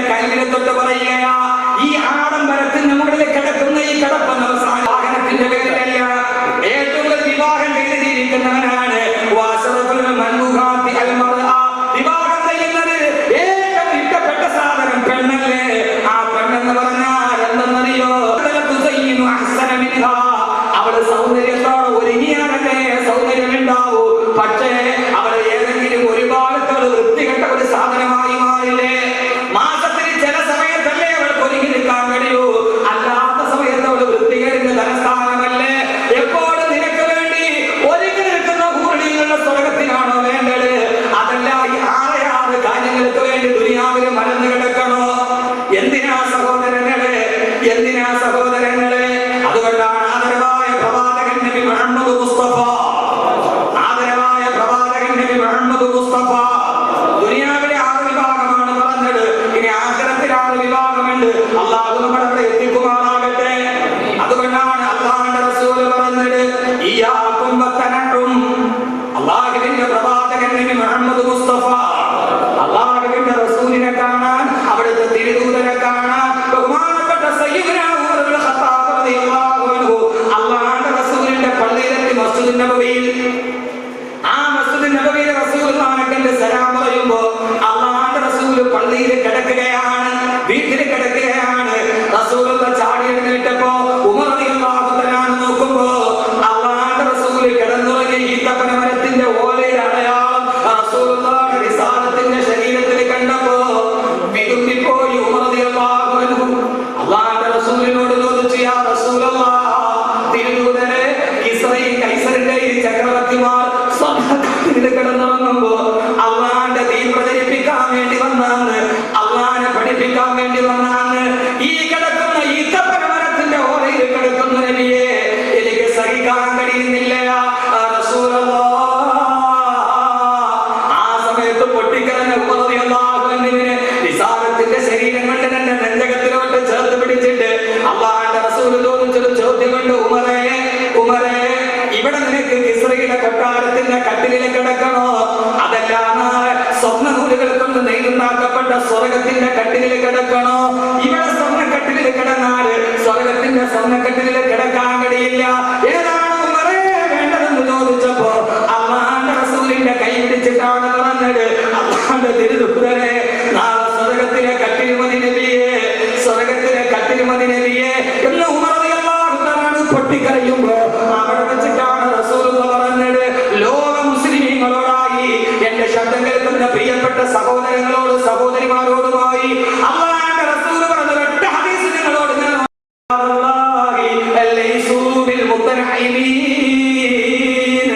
ഈ തവാസുൽ ഖദമിന്റെ ഈ വേളയിൽ ഞാൻ ഓർമ്മിപ്പിക്കുകയാണ്. അല്ലാഹുവിന്റെ റസൂൽ പറഞ്ഞു, ഫഇന്ന ഇബാദല്ലാഹ്, അല്ലാഹുവിന്റെ യഥാർത്ഥ അടിമകൾ, അല്ലാഹുവിന്റെ യഥാർത്ഥ അടിമകൾ, അല്ലാഹുവിന്റെ യഥാർത്ഥ അടിമകൾ ലൈസൂ ബിൽ മുത്തനഈമീൻ. അവർ ഈ ദുനിയാവിന്റെ സുഖലോലുപത അറിഞ്ഞവരല്ല, ദുനിയാവിന്റെ സുഖലോലുപത അറിഞ്ഞവരല്ല. അല്ലാഹുവിന്റെ യഥാർത്ഥ അടിമകൾ, അല്ലാഹുവിന്റെ യഥാർത്ഥ, അവർ അല്ലാഹുവിന്റെ യഥാർത്ഥ അടിമകളാ. സഫറുല്ലാ സാഹിബിനെ പറഞ്ഞത്, അദ്ദേഹത്തിന്റെ നാട്ടിലെ ഖതീബ് രോഗം ബാധിച്ചിട്ട് വീട്ടിൽ ചെന്നപ്പോ പറക്കപ്പെട്ടാത്ത 2 പെൺകുട്ടികളെ കണ്ടെന്ന്, ചോർന്നൊലിക്കുന്ന ഒരു വീട് കണ്ടെന്ന്. സഹോദരങ്ങളെ, നിങ്ങൾ അറിഞ്ഞിട്ടുണ്ടാവും, ഒരു 4-5 ദിവസം മുമ്പ് പത്രത്തിൽ ഒരു പരസ്യമുണ്ടായിരുന്നു. ഞാൻ പ്രഭാഷണം നടത്തിയ മാതാവിന്റെ സ്ഥാനത്തെ കുറിച്ച് നടത്തിയ പ്രിയപ്പെട്ട ഉമ്മ എന്നൊരു സീഡിയുടെ കാസറ്റിന്റെ പ്രകാശനം. ആ പ്രകാശനം നടന്ന എറണാകുളം ജില്ലയിലെ പള്ളിക്കരയിലാണ്. അവിടെ പ്രകാശനത്തിന് വേണ്ടി 15 അയാളുടെ കൈ പിടിച്ച് കണ്ടാൽ എന്ത് സുമുഖനാണ് കാണാൻ. നല്ല വെളുത്ത വസ്ത്രം ധരിച്ചിട്ടുണ്ട്. ഉസ്താദേ, അല്ലാഹു നിങ്ങൾക്ക് സ്വർഗ്ഗം തരും. 3 പെൺകുട്ടികളുണ്ട്, 3 പെണ്ണന്മാരുണ്ട്. എനിക്ക് വയസ്സ് 38 ഇതേവരെ കല്യാണം കഴിച്ചിട്ടില്ല. എന്റെ പെണ്ണന്മാർക്ക് മിന്നിലാപ്പാട് എങ്ങനെയാണ് ഞാനൊരു കല്യാണം കഴിച്ച് സുഖിച്ചിരിക്കുക? ഉസ്താദേ, മൂത്ത പെങ്ങൾക്ക് 28 വയസ്സുണ്ട്. സഹോദരങ്ങളെ, അടുത്തിടയിൽ 26 വയസ്സ്, അതിന്റെ ഇടയിൽ 23 വയസ്സ്. പൊട്ടിക്കരഞ്ഞു പോയി. ആ സമയത്താണ് ഞാനൊരു ഹദീസ് ഓർത്തത്. അല്ലാഹുവിന്റെ റസൂൽ പറഞ്ഞു, ആർക്കെങ്കിലും 3 സഹോദരിമാരുണ്ടായാൽ, ആർക്കെങ്കിലും 3 പെൺമക്കളുണ്ടായാൽ അവരെ നന്നായിട്ട് വളർത്തിയിട്ട് അവർക്ക് അതവ് പഠിപ്പിച്ചിട്ട് അവരെ ഞാൻ നല്ലൊരു വരന് വിവാഹം ചെയ്തു കൊടുത്ത എന്റെ പ്രിയപ്പെട്ട സഹോദരങ്ങളെ, അല്ലാഹുവിന്റെ റസൂൽ പറഞ്ഞു, ആ പെൺമക്കളെ വളർത്താൻ വേണ്ടി, പെൺമക്കളെ വളർത്താൻ വേണ്ടി കഷ്ടപ്പെടുന്നവന്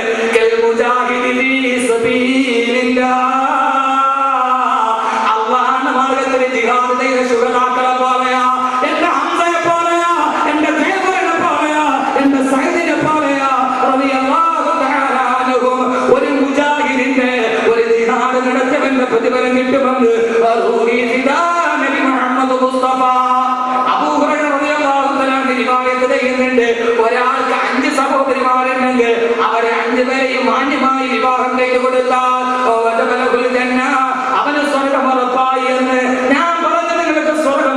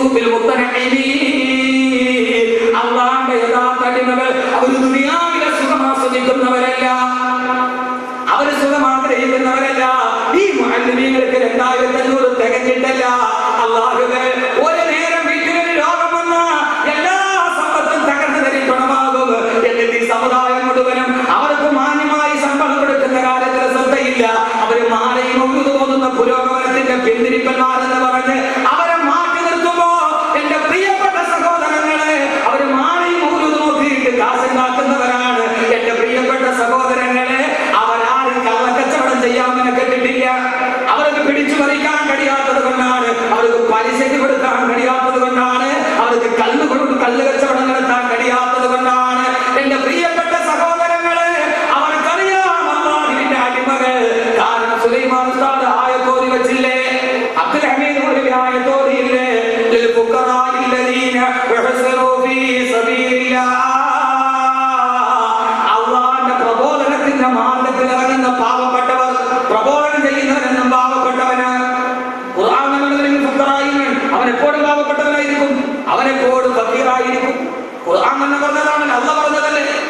എന്റെ പ്രിയപ്പെട്ട സഹോദരങ്ങളെ, ഫഇന്ന ഇബാദല്ലാഹി ലൈസൂ ബിൽ മുതനഖിമീൻ, അവരാരും അതിന് കടന്ന് സുഖലോലുപത ഇഷ്ടപ്പെട്ടവരല്ല. അല്ലാഹു നമ്മളെ കൂട്ടത്തിൽ പെടുത്തട്ടെ. ആമീൻ പറയൂലേ? അല്ലാഹു നമ്മളെ കൂട്ടത്തിൽ പെടുത്തട്ടെ. അവർക്ക് 2 ലക്ഷത്തിന്റെ കട്ടിൽ ഉണ്ടാവില്ല. അവരുടെ മക്കൾ ഇപ്പോഴും ഏതെങ്കിലും ഗവൺമെന്റ് സ്കൂളിലായിരിക്കും പഠിക്കുക. എന്റെ പ്രിയപ്പെട്ട സഹോദരങ്ങളെ, അപ്പൊ ആളുകൾ ഈ ചെറുപ്പക്കാരുടെ വിചാരം എന്താണെന്നറിയോ? ഈ ഉമ്മമാരുടെ വിചാരം എന്നറിയും, എന്റെ മോനെ ഇതുപോലെ ഒരു മൊയ്തേനാക്കിയ, എന്റെ മോനെ ഒരു ഹാഫിളാക്കിയ, അവൻ നാളെ ഇങ്ങനെ കഷ്ടപ്പെട്ടിട്ട് വരില്ലേ? അവൻ മക്കൾക്ക് ഫീസ് അടയ്ക്കാനുള്ള കഷ്ടപ്പെട്ടിട്ട് വരില്ലേ? അവനിങ്ങനെ നടക്കേണ്ടി വരൂലേ? അപ്പൊ അതുകൊണ്ട് ഇവിടെ എന്റെ മോനെ എഞ്ചിനീയറോ MBBS എന്തെങ്കിലും ഒക്കെ ആക്കട്ടെ. അവൻ പിന്നെ ആരായി? അവൻ ദുനിയാവിലെ സുൽത്താനായി. പക്ഷെ ഇൻഷാ അല്ലാഹ് നമുക്ക് കാണാം, നാളെ പരലോകത്ത് അല്ലാഹു എല്ലാരെയും വിളിക്കും, ഡോക്ടറെയും എഞ്ചിനീയറെയും ഈ ദുനിയാവിൽ സുഖിച്ചവരെ. എന്റെ പൊന്നു സഹോദരങ്ങളെ, നിങ്ങളൊന്ന് ആലോചിച്ച് നോക്കി. ഈ പാവപ്പെട്ട മുഅ്മിനീങ്ങൾക്ക് ഒരു സുഖം വേണമല്ലോ. ദുനിയാവിൽ അവർക്ക് കഴിയുന്നില്ല, അപ്പൊ കഴിയുന്നൊരു സ്ഥലം ഉണ്ടാകണ്ടേ? എത്രയോ പാവപ്പെട്ടവർ ദുനിയാവിന്റെ സുഖം അവർ അറിഞ്ഞിട്ടില്ല, അവരറിയണ്ടേ? നാളെ ഈ പറയുന്ന എല്ലാ ആളുകളും ഉണ്ടാകുന്ന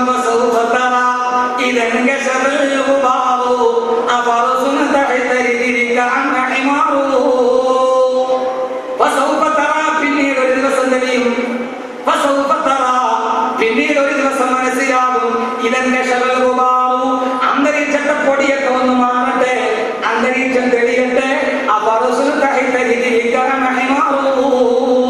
നീ ഇരിക്കുന്നത് കഴുതയുടെ പുറത്താണോ അതല്ല കുതിരയുടെ പുറത്താണോ എന്ന്? ഇപ്പൊ അന്തരീക്ഷം പൊടി പിടിച്ച് കിടക്കുക. ഇപ്പൊ നമ്മളെ വിചാരം ഞാൻ കുതിരപ്പുറത്താ, എനിക്ക് ആവശ്യത്തിന് പണമുണ്ട്, എനിക്ക് നല്ല ബംഗ്ലാവുണ്ട്, എന്റെ മക്കളാരാ കാണ്ടെങ്കിൽ ഇട്ടാൽ മതി, പച്ചമുണ്ട് പൊളപൊളങ്ങൾ വരും. ഞാനിപ്പോ കുതിരപ്പുറത്താ, മൂര്യാരോ കഴുതപ്പുറത്താ. കാരണം ഇപ്പൊ തിരികില്ല, കാരണം അന്തരീക്ഷത്തിൽ മൊത്തം പൊടിയാ. ഏത് പൊടി? ഭോഗതൃഷ്ണയുടെ പൊടി, ദുനിയാവിന്റെ പൊടി. അഖിലത്തിനെ സമസ്തേ ഹൃദയം കൊണ്ട് കണക്ക് കൂട്ടുന്നവന് മനസ്സിലാവൂല. ഈ =mc², ദ്രവ്യപരിവർത്തനത്തിലൂടെ ഊർജ്ജം ഉണ്ടാക്കുന്ന കണക്ക് കൂട്ടിയിട്ട് ആ ഊർജ്ജം കൊണ്ട് ജീവിക്കാൻ വിചാരിക്കുന്നവന് മനസ്സിലാവില്ല. ഈ =mc², ദ്രവ്യത്തിന് പരിവർത്തനം ഉണ്ടാകുമ്പോൾ ഊർജ്ജം ഉണ്ടാവും. ആ ഊർജ്ജം കൊണ്ട് എനിക്ക് ദുനിയാവിൽ ജീവിക്കാൻ കരുതുന്നവന് മോനെ അത്രയും പറയാന് മാർഗവാനീസ് കോളേജിൽ വിട്ടു. ദ്രവ്യത്തിന് പരിവർത്തനം ഉണ്ടാകുമ്പോൾ ഊർജ്ജം ഉണ്ടാകും, അത്രയും പറയാനേ മാർഗവാനീസ് കോളേജിന് പറ്റൂ. ആ കിട്ടുന്ന ഊർജ്ജം നിന്റെ സഹോദരനെതിരെ വിനിയോഗിക്കുന്നവർക്ക് ധാർമ്മികത പഠിപ്പിച്ചു കൊടുക്കണമെങ്കിൽ പള്ളിയിൽ മദ്രസകൾ വേണം. വേണ്ടേ?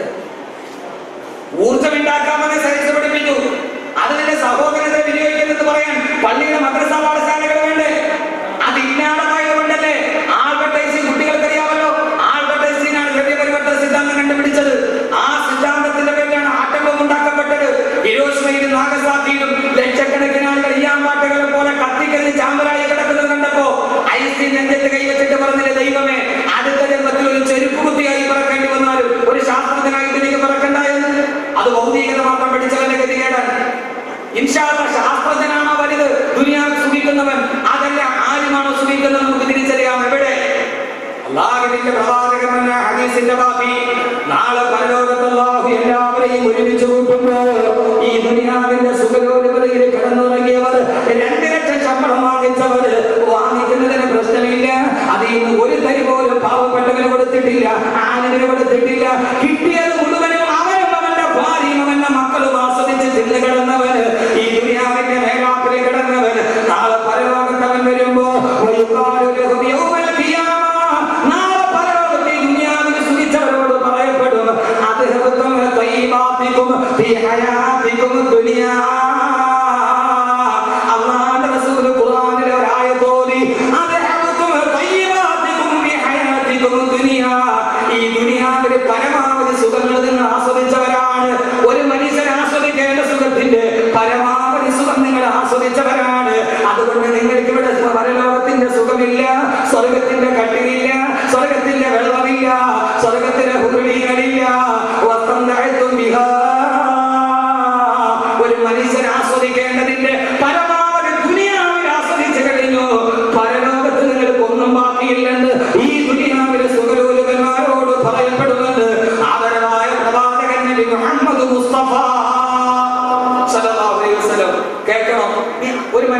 സുഖിപ്പിക്കുന്നതിന് പരിധിയുണ്ട്.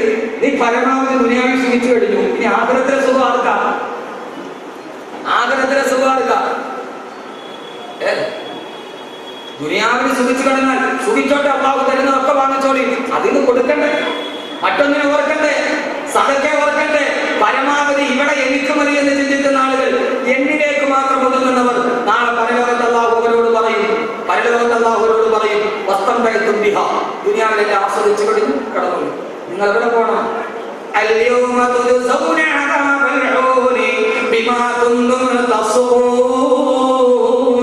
നിങ്ങൾ ചെയ്തതിന്റെ പരിശാലപരമായി ഈ കത്തിക്കാളുന്ന നരകത്തിലേക്ക് നിങ്ങൾ പോയിക്കൊള്ളുക. അള്ളാഹു കാത്തിരക്ഷിക്കട്ടെ, അള്ളാഹു കാത്തിരക്ഷിക്കട്ടെ. ആദ്യത്തെ രാവിലെ വിഭാഗം പറയാം, എന്റെ പ്രിയപ്പെട്ട സഹോദരങ്ങളെ, അതുകൊണ്ട് ഈ ഭൂമിയിൽ നല്ല ബുദ്ധിമാനായിട്ട് ജീവിക്കണം. ഈ ഭൂമിയിൽ നല്ല ബുദ്ധിമാനായിട്ട് ജീവിക്കണം. അള്ളാഹു നല്ല ബുദ്ധിമാന്മാരിൽ ഉൾപ്പെടുത്തി അനുഗ്രഹിക്കട്ടെ. അള്ളാഹു നല്ല ബുദ്ധിമാന്മാരിൽ ഉൾപ്പെടുത്തി അനുഗ്രഹിക്കുക. ഉറക്കാമി പറയുന്ന ഞാൻ പറഞ്ഞ തിരിയുന്നില്ലേ? ആളായ കുഴപ്പമൊന്നുമില്ല. ദുനിയാവിലെ ബുദ്ധിമാന്മാരായ ദുനിയാവിലെ ബുദ്ധിമാന്മാർ 3 സ്വഭാവമുള്ളവരാണ്. ദുനിയാവിലെ ബുദ്ധിമാന്മാർ 3 സ്വഭാവമുള്ളവരാണ്. അള്ളാഹു 3 സ്വഭാവം നൽകി അനുഗ്രഹിക്കാം. ഏറ്റവും നല്ല ബുദ്ധി ഞാൻ പറഞ്ഞുതരാം. പക്ഷെ അത് ചെയ്യാവോ?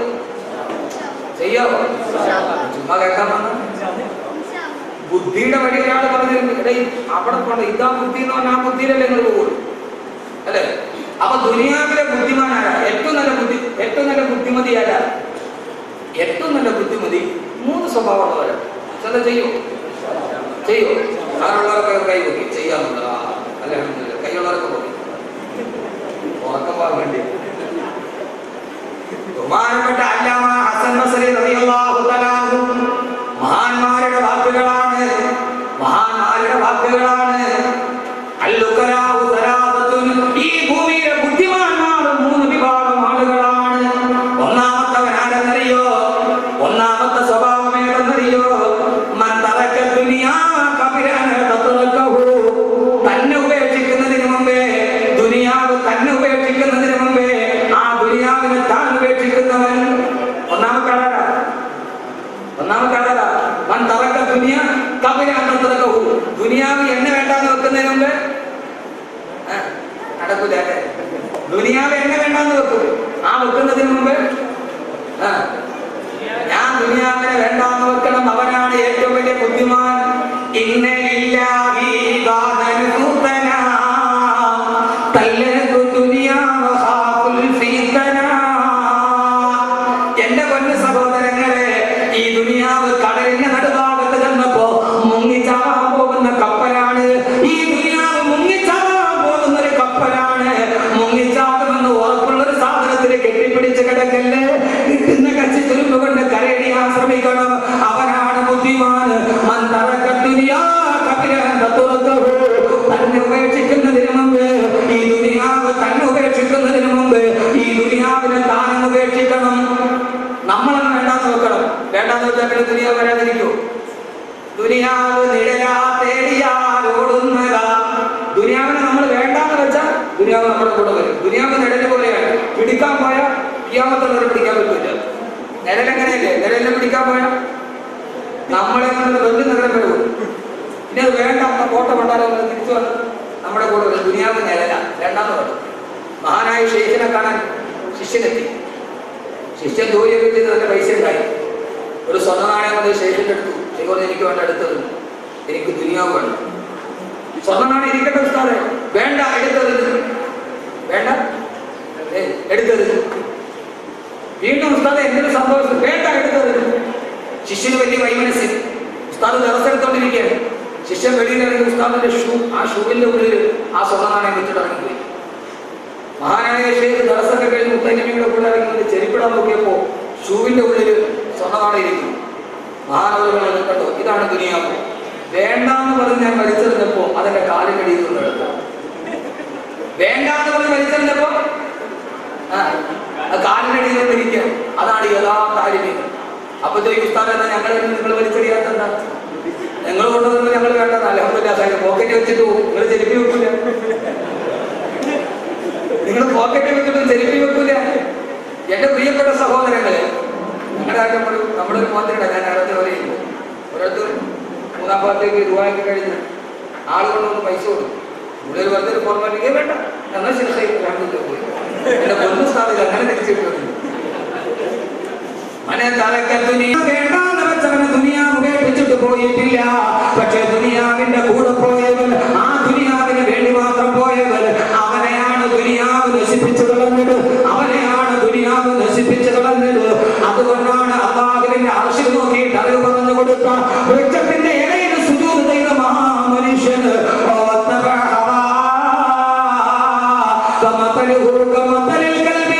ദുനിയാവിനെ കെട്ടിപ്പിടിച്ചപ്പോഴാണ് ആ മനുഷ്യൻ പട്ടി ചത്തുപോകേണ്ടതുപോലെ ചത്തു വന്നത്. അതുകൊണ്ട് ഈ ദുനിയാവ് ഒരു ദിവസം നമ്മളെ ഉപേക്ഷിച്ചിട്ട് പോകും. ആര് കണ്ടു ഈ സഹോദരങ്ങളെ? ആസിഫ് അലി സർദാരി പാകിസ്ഥാന്റെ പ്രസിഡന്റ് ആകുമെന്ന് ആര് കണ്ടു? ഒന്ന് ചിന്തിച്ചു നോക്ക് സഹോദരിമാരെ. ആസിഫ് അലി സർദാരി പാകിസ്ഥാന്റെ പ്രസിഡന്റ് ആകുമെന്ന് ആര് കണ്ടു? ബേനസീർ ഭുട്ടോ എന്ന് പറഞ്ഞ ആസിഫ് അലി സർദാരിയുടെ ഭാര്യ പാകിസ്ഥാന്റെ പൊതു തെരഞ്ഞെടുപ്പ് നടക്കുമ്പോൾ പൊതുയോഗത്തെ അഭിസംബോധന ചെയ്യാൻ കടിഞ്ഞുമേക്ക് കരയാത്തവരാരാവുള്ളത് സെൻട്രൽ ജുമാ മസ്ജിദില്. സഹോദരങ്ങളെ, ഞാൻ പറഞ്ഞില്ലേ, എന്റെ പൊന്നു പെങ്ങളെ മനസ്സിനെ നോക്കണം. ആരാ ബേനസീർ എന്നറിയോ? ദ ബ്യൂട്ടി ഓഫ് ഈസ്റ്റ്, കിഴക്കിന്റെ സുന്ദരി. ആരാ Benazir? The beauty of east, കിഴക്കിന്റെ സുന്ദരി. എനിക്ക് സംശയമാണ്, ചാൾസിന്റെ ഡയാന കഴിഞ്ഞാൽ പത്തരകൾ യുദ്ധത്തോളം സൗന്ദര്യത്തെ പാടി പുകട്ടിയ പത്തരയുടെ സൗന്ദര്യമില്ല. ആരെന്നറിയുമോ? ദ ബ്യൂട്ടി ഓഫ് ഈസ്റ്റ്, കിഴക്കിന്റെ സുന്ദരി ബേനസീർ ഭുട്ടോ. റാവൽപിണ്ടിയിലെ പൊതു തെരഞ്ഞെടുപ്പിൽ പങ്കെടുക്കാൻ വരുമ്പോ 10,000-കണക്കിന് ആളുകൾ കാത്തു നിൽക്കുകയാണ്. എക്സിറ്റ് പോളും ഗ്യാലപ്പ് പോളും പാകിസ്ഥാനിലൊക്കെ നിവദിച്ചു. 10 ദിവസത്തിനകം പാകിസ്ഥാന്റെ അധികാരം ഈ പെണ്ണിന്റെ കയ്യിലാണെന്ന്. എന്റെ പ്രിയപ്പെട്ട പൊന്നുപെങ്ങളെ, എന്തേ മനസ്സിലെത്തി ഒന്ന് ചിന്തിക്കുന്നില്ല? ഈ ദുനിയാവിനോടുള്ള ഹുബ്ബനെ മാറ്റി വെക്കുന്നില്ല. എന്റെ പ്രിയപ്പെട്ട പെങ്ങളെ,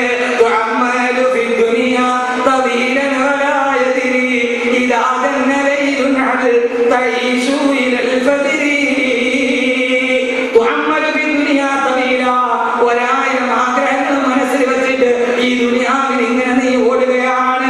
അതില്ലാത്ത മുഖത്തോടെ ഓടുകയാണ്. പക്ഷേ വരായതിരി നിനക്കറിയില്ല, ഇതാ തന്നെ ലൈലുൻ, ഈ രാത്രി നാളത്തെ പ്രഭാതം നിന്നെ കാണിപ്പിക്കുമോ എന്ന്. ഈ പ്രഭാതം കഴിഞ്ഞ് നീ ഈ രാത്രികളിൽ പ്രഭാതത്തിൽ എഴുന്നേക്കുമോ എന്ന്. 6:45 റാവൽപിണ്ടിയിൽ പ്രസംഗിക്കേണ്ടത്. ആരാ? ബേനസീർ ഭുട്ടോ. 6:45 കടന്നു വരുന്ന ബേനസീർ ഭുട്ടോ എന്ന ഏറ്റവും വലിയ സൗന്ദര്യധാമമായ പെണ്ണ്. എല്ലാവരും പറഞ്ഞു 10 ദിവസം കഴിഞ്ഞാൽ പാകിസ്ഥാന്റെ അധികാരം ഈ സുന്ദരി പെണ്ണിന്റെ കയ്യിലാണെന്ന്. 6:45 റാവൽപിണ്ടിയിലെ മൈതാനത്തിലോട്ട് കയറിയിട്ട് ചാവേറിന്റെ ബോംബ് സ്ഫോടനത്തിൽ ബേനസീർ ചിതറിത്തെറിക്കുമ്പോ സഹോദരങ്ങളെ, 6:41 ബേനസീറിന്റെ അവസ്ഥ BBN അടക്കമുള്ള BCC അടക്കമുള്ള ചാനലുകൾ പ്രക്ഷേപണം ചെയ്യുന്നുണ്ട് ലൈവായിട്ട്. 6:45 ബേനസീറിന്റെ ശരീരം പൊട്ടിക്കളന്നു പോയത്. 6:41 മരിക്കുന്നതിന് 4 മിനിറ്റ് മുമ്പ് ബേനസീർ ചെയ്തതെന്നറിയോ പെങ്ങളെ? ബ്യൂട്ടി കിട്ടെടുത്തിട്ട് ആ കിറ്റിൽ നിന്ന് ചുണ്ടിലിത്തിക്ക് തേച്ചു ബേനസീർ. 4 മിനിറ്റ് കഴിഞ്ഞാൽ കഷണങ്ങളായി ചിതറിത്തെറിക്കാനുള്ളതാണ് ഈ ചുണ്ടെന്ന് ബേനസീർ അറിഞ്ഞില്ല. CNN അടക്കമുള്ള ചാനലുകൾ ലൈവായിട്ട് കാണിച്ചു. ചുണ്ടിലിത്തിക്ക് തേച്ചപ്പോ അറിയുമോ 6:45 ചിതറിത്തെറിക്കുമെന്ന്. 6:45 ചിതറിത്തെറിക്കുമെന്ന്. ആ റാവൽപിണ്ടിയിലെ യോഗത്തിൽ 6:45 കയറിയപ്പോൾ ഏഷ്യൻ രാജ്യങ്ങളിൽ ഇരുൾ പരക്കുന്ന സമയമായി, മഗ്‌രിബിന് ബാങ്ക് വിളിക്കുന്ന സമയമായി. അന്നത്തെ മഗ്‌രിബ് ആ പെണ്ണ് നിസ്കരിച്ചിട്ടുണ്ടാവില്ല. 6:45 മഗ്‌രിബിന്റെ ബാങ്ക് വിളിക്കേണ്ട സമയം. അന്നത്തെ മഗ്‌രിബ് നിസ്കരിച്ചോ എന്ന് നമുക്കറിയില്ല. അല്ലാഹു പുറത്തു കൊടുക്കട്ടെ. നമുക്ക് അങ്ങനെ ദുആ ചെയ്യാനേ കഴിയൂ. സഹോദരങ്ങളെ, ഇതാണ് ജീവിതമെങ്കിൽ ഈ ദുനിയാവിൽ ഇങ്ങനെ ഓടി നടക്കരുത്. 4 മിനിറ്റ് കഴിഞ്ഞപ്പോ ആസിഫ് അലി സർദാരി ഇവിടുത്തെ പ്രസിഡന്റായി മാറി. എന്റെ പ്രിയപ്പെട്ട സഹോദരങ്ങളെ, എന്റെ പ്രിയപ്പെട്ട സഹോദരങ്ങളെ, അതുകൊണ്ട് ദുനിയാവ് നമ്മളെ വിടുന്നതിന് മുമ്പേ ആ ദുനിയാവിനെ നമ്മളെ വിടണം. എന്നിട്ട് ആഖിറത്തിന് വേണ്ടി ജീവിക്കണം. രണ്ടാമത്തവൻ ആരെന്നറിയോ? ദുനിയാവിലെ ബുദ്ധിമാന്റെ രണ്ടാമത്തെ സ്വഭാവമേടാ.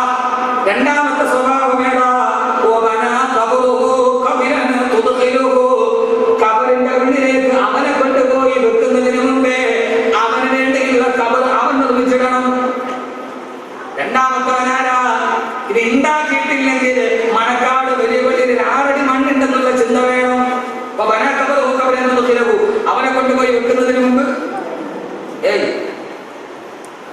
കൊണ്ടുപോയി വെക്കുന്നതിന് മുമ്പ് അവന് വേണ്ടി ഒരു കബറ് പിടിച്ചിടണം.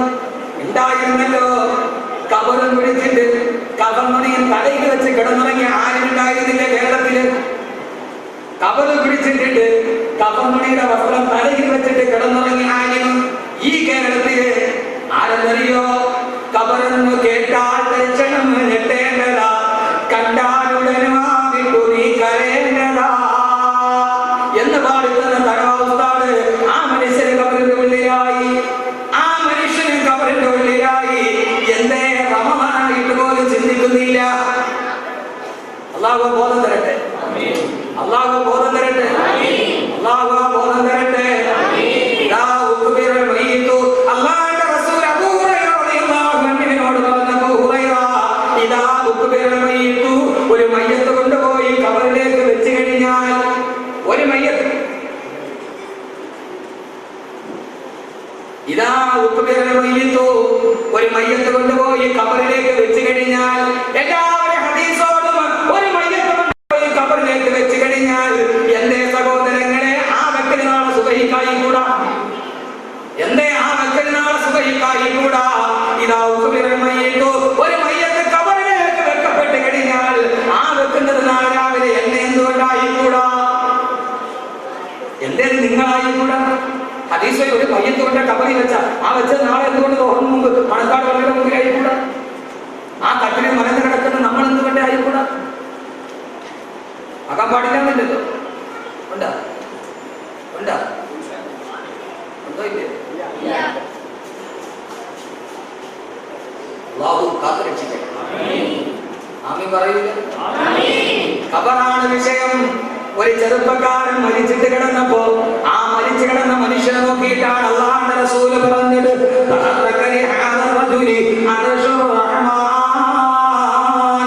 ഈ മനുഷ്യൻ മരിച്ചപ്പോഴാണ് അല്ലാഹുവിന്റെ അർശ് പോലും പൊട്ടിത്തെറിച്ചു പോയത്. അല്ലാഹുവിന്റെ അർശ് പോലും നടുങ്ങിപ്പോയി. സഹോദരങ്ങളെ, ഈ മനുഷ്യന്റെ മരണവാർത്ത അറിഞ്ഞപ്പോ പൊട്ടിക്കരഞ്ഞത് ഭാര്യയല്ല, മക്കളല്ല, ആശ്രിതരല്ല, പുത്രകളത്രാദികളല്ല, ബന്ധുമിത്രാദികളല്ല. ഈ മനുഷ്യൻ മരിച്ചപ്പോഴാണ് അല്ലാഹുവിന്റെ സിംഹാസനം പോലും പൊട്ടിക്കരഞ്ഞു പോയത്. തീർന്നില്ല.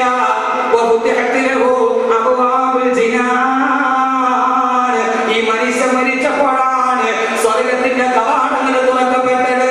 ഭൂമിയിൽ ഒരു മനുഷ്യൻ മരിച്ചപ്പോ അല്ലാഹുവിന്റെ സ്വർഗത്തിന്റെ വാതിലുകൾ തുറന്നു. അല്ലാഹുവിന്റെ സ്വർഗത്തിന്റെ വാതിലുകൾ തുറന്നു. നമ്മൾ മരിച്ചാൽ നമ്മുടെ വീടിന്റെ വാതിൽ തുറക്കും.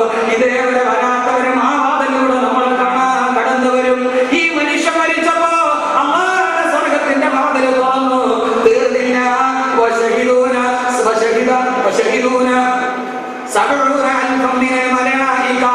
ഈ മനുഷ്യന്റെ മയ്യത്ത് നിസ്കരിക്കാൻ 70,000 മലക്കുകൾ ആകാശത്ത് നിന്നിറങ്ങി വന്നു. തള്ളവരുടെ കുത്തിയിട്ട് റസൂലുള്ളാഹ് ആ മയ്യത്തിന്റെ പുറകെ നടന്നു. എന്താ തിരുതുകരെ വേളനാട് കുത്താത്തത്? മലക്കുകളെ തിക്കും തിരക്കും കൂട്ടുകയാണ്. 70,000 മലക്കുകളുടെ ഇടയിൽ എനിക്ക് വിരൽ കുത്താൻ കഴിയുന്നില്ല. കൊതിക്കണം സഹോദരങ്ങളെ, സഹോദരിമാരെ. ഇങ്ങനെ പറഞ്ഞ മനുഷ്യൻ 70,000 മലക്കുകൾ കൈകെട്ട് നിസ്കരിച്ചു. അല്ലാഹുവേ ദീവന് പുറത്തു കൊടുക്കണേ എന്ന് പറഞ്ഞു. അല്ലാഹുവിന്റെ അർശ് വിറച്ചു. സ്വർഗത്തിന്റെ വാതിൽ തുറന്നു. ആ മനുഷ്യനാണ് സഅദ് ഇബ്നു മുആദ് റളിയല്ലാഹു അൻഹു. ആ മനുഷ്യനെ കബറിലോട്ട് എടുത്തു വെച്ചിട്ട് അല്ലാഹുവിന്റെ റസൂൽ പറഞ്ഞു, സഹാബാ ഫഖദൽ വമ്മത വമ്മതൻ. ആ കബർ സഅദ് ഇബ്നു മുആദിനെ ഒന്ന് കെട്ടിപ്പിടിച്ചു. ഫഖദൽ വമ്മത വമ്മതൻ. ഈ സഅദിനെ കബറൊന്ന് കെട്ടിപ്പിടിച്ചു. സുമ്മ ഫുരിയാനു, പിന്നീട് വിട്ടുകളഞ്ഞു. ഈ മനുഷ്യനെ കബറിൽ വെക്കുമ്പോ ആരാണ് അർശ് വിറച്ചു പോയ മനുഷ്യൻ? 70,000 മലക്കുകൾ മയ്യത്ത് നിസ്കരിച്ച മനുഷ്യൻ, സ്വർഗത്തിന്റെ വാതിൽ തുറന്ന മനുഷ്യൻ. ആ മനുഷ്യനെ കബറിലൊന്ന് വെച്ചപ്പോ ആ കബറൊട്ടെ ഞെരുക്കമങ്ങനെ ഞെരുക്കി കളഞ്ഞു. ആദ്യത്തെ പൊടിയുന്ന ശബ്ദം എന്റെ ചെവിയിൽ ഞാൻ കേട്ടു. പിന്നെ വിട്ടു കളഞ്ഞു. ഏതൊരുത്തനെ കബറിൽ വെച്ചാലും അവൻ ആരുമായി കൊള്ളട്ടെ, അവനേത് ആരും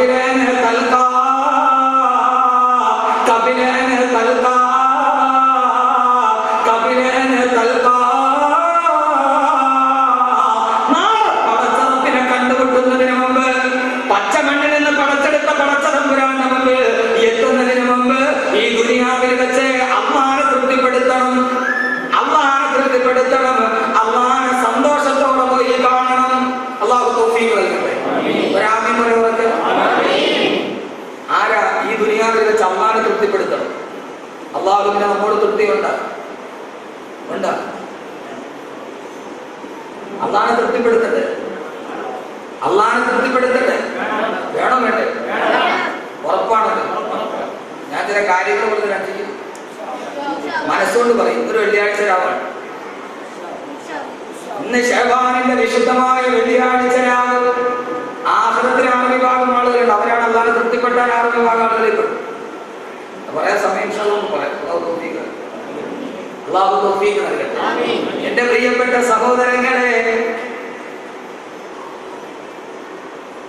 അള്ളാഹുവിനെ തൃപ്തിയോടെ കണ്ടുമുട്ടാൻ ഉമ്മാക്ക് തൃപ്തിയാണ്, വാപ്പാക്ക് തൃപ്തിയാണ്, കൂട്ടുകാർക്ക് നമ്മളെ കുറിച്ച് തൃപ്തിയാണ്, പ്രസംഗം കേട്ട് നിങ്ങൾക്ക് അതിനെ കുറിച്ച് തൃപ്തിയാണ്. അതൃപ്തിയൊന്നുമില്ലല്ലോ. പക്ഷേ പടച്ചറപ്പിനോ അള്ളാഹു അവന് നമുക്ക് തൃപ്തി ഉണ്ടാവുകയും അള്ളാഹനെ സന്തോഷത്തോടെ കാണാനുള്ള അള്ളാഹനെ സന്തോഷത്തോടെ കാണാൻ, പടച്ചറപ്പിനെ ഒന്ന് കാണാൻ ഒരു കാര്യം പറഞ്ഞാൽ ചെയ്യൂ. ആരും ഒഴിവാകരുത്. ويطعمون الطعام على حبه مسكينا ويتيما واسيرا. അഹ്മദ് കബീറിന്റെ വാക്കല്ല. മനസ്സിൽ ചിന്തയുണ്ടെങ്കിൽ, ആത്മാർത്ഥതയുണ്ടെങ്കിൽ സഹോദരങ്ങളെ അള്ളാഹനെ തൃപ്തിപ്പെടുത്തണം. അള്ളാഹനെ തൃപ്തിപ്പെടുത്തിയാൽ എന്താ? രാജാവ് പറഞ്ഞ പ്രജകളെല്ലാം രാജകൊട്ടാരത്തിൽ വാ, ആവശ്യമുള്ളത് എന്താണോ നിങ്ങൾക്ക് ഞാൻ തരാം. എല്ലാവരും വന്നു. രാജാവ് സ്വർണ്ണനാണയങ്ങൾ വാരിക്കൊടുത്തു. ആർത്തിയോടെ എല്ലാവരും വാരിയെടുത്തിട്ട് പോയി. ഒരു കൊച്ചു പയ്യൻ മാത്രം മാറി നിന്നു. രാജാവ് ചോദിച്ചു, നിനക്കൊന്നും വേണ്ടേ? എന്താ നിനക്ക് വേണ്ടത്? രാജാവേ, നിങ്ങളുടെ ഖജനാവിന്റെ ഒന്നും എനിക്ക് ആവശ്യമില്ല. പൊന്നുമോനെ, നിനക്കെന്താ വേണ്ടത്? പെട്ടെന്ന് വാങ്ങിച്ചില്ലെങ്കിൽ തീർന്നു പോവില്ലേ? തീർന്നു പോയാൽ എനിക്ക് പ്രശ്നമില്ല. നിനക്കെന്താണ് വേണ്ടത്? എനിക്ക് രാജാവിനെ മതി. രാജാവിന്റെ ഖജനാവ് എനിക്ക് ആവശ്യമില്ല. രാജാവിനെ കിട്ടിയാൽ ഖജനാവ് കിട്ടില്ലേ? രാജാവിനെ കിട്ടിയാൽ കൊട്ടാരം കിട്ടില്ലേ? ഉടമസ്ഥനെയല്ലേ പിടിക്കേണ്ടത്? ഉടമസ്ഥനെയല്ലേ കൈക്കലാക്കേണ്ടത്? അള്ളാഹനെ കിട്ടിയാൽ സ്വർഗം കിട്ടിയില്ലേ? സ്വർഗം കിട്ടിയാൽ അള്ളാഹനെ കണ്ടില്ലേ? 14 നീരാകാശത്തിന്റെ നിശബ്ദതയിൽ നീലക്കണ്ണുള്ള നിലാപക്ഷി നിറഞ്ഞിടുന്നത് പോലെ പുഞ്ചിരിച്ചു നിൽക്കുന്ന 14 അമ്പിളി തിങ്കളെ ചൂണ്ടിക്കാണിച്ചിട്ടാണ് അള്ളാഹുവിന്റെ റസൂൽ വന്ന സഹാബ അള്ളാഹനെ കാണണോ? കാണണം നബിയേ. ഇന്നകും സതറൗന റബ്ബകും കമാ തറൗനൽ ഖമറ ലൈലത്തുൽ ബദ്രി. 14 ഈ പൗർണമി ചന്ദ്രനെ നിങ്ങൾ എങ്ങനെ കാണുന്നുവോ അതുപോലെ നാളെ നിങ്ങൾ അള്ളാഹുവിനെ പരലോകത്ത് സ്വർഗ്ഗത്തിൽ വെച്ച് നിങ്ങൾക്ക് കാണാൻ കഴിയുമെന്ന്. അല്ലാഹുവേ, നിന്നെ ഞങ്ങൾ കണ്ടിട്ടില്ല. അല്ലാഹു അക്ബർ എന്ന് പറയുമ്പോഴും നീ വലുതെന്ന് പറയുമ്പോഴും ഈ ചെറിയ കൊണ്ടെന്ന് വന്ന വലുതിനെ കണ്ടിട്ടില്ല. നാളെ അല്ലാഹു സ്വർഗ്ഗവാസികൾക്ക് വേണ്ടി അവന്റെ റാത്തിനെ പ്രത്യക്ഷപ്പെടുത്തുമ്പോ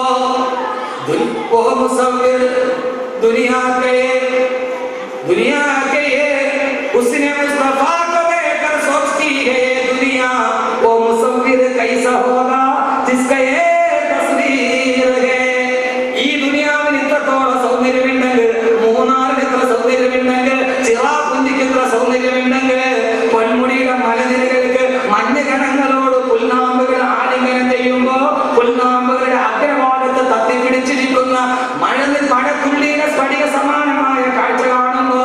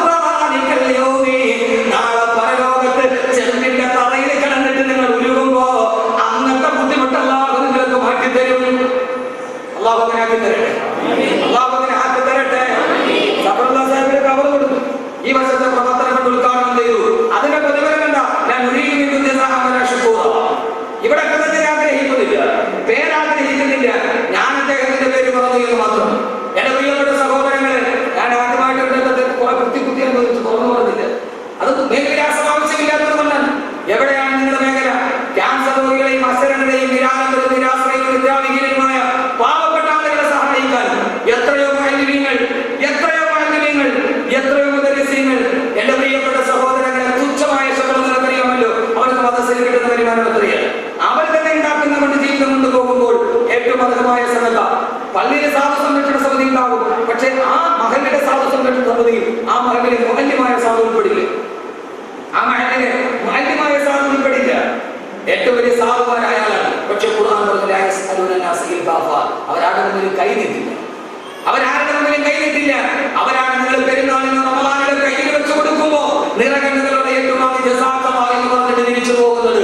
അള്ളാഹു ഒന്നാമത്തെ പതിവിലെ പൊന്നു സഹോദരിമാരെ ദുനിയാവിന്റെ ആഖിറത്തിൽ ഫവഖാഹുല്ലാഹു ശർറ ദാലിക്കൽ യൗമി, അന്നത്തെ ദിവസത്തെ എല്ലാ ബുദ്ധിമുട്ടുകളും അള്ളാഹു നമുക്ക് മാറ്റി തരും. അള്ളാഹു മാറ്റി തരട്ടെ. അള്ളാഹു മാറ്റി തരട്ടെ. അള്ളാഹു മാറ്റി തരട്ടെ. രണ്ട് വലകാഹും നദറതൻ വസുറൂറാ, വലകാഹും നദറതൻ വസുറൂറാ. നാളെ പരലോകത്ത് അവരെന്നെ കാണുമ്പോ നദറതൻ വസുറൂറാ, സന്തോഷത്തോടെ പടച്ചറപ്പിന്റെ നൂറ് കാണാൻ കഴിയുമെന്ന്.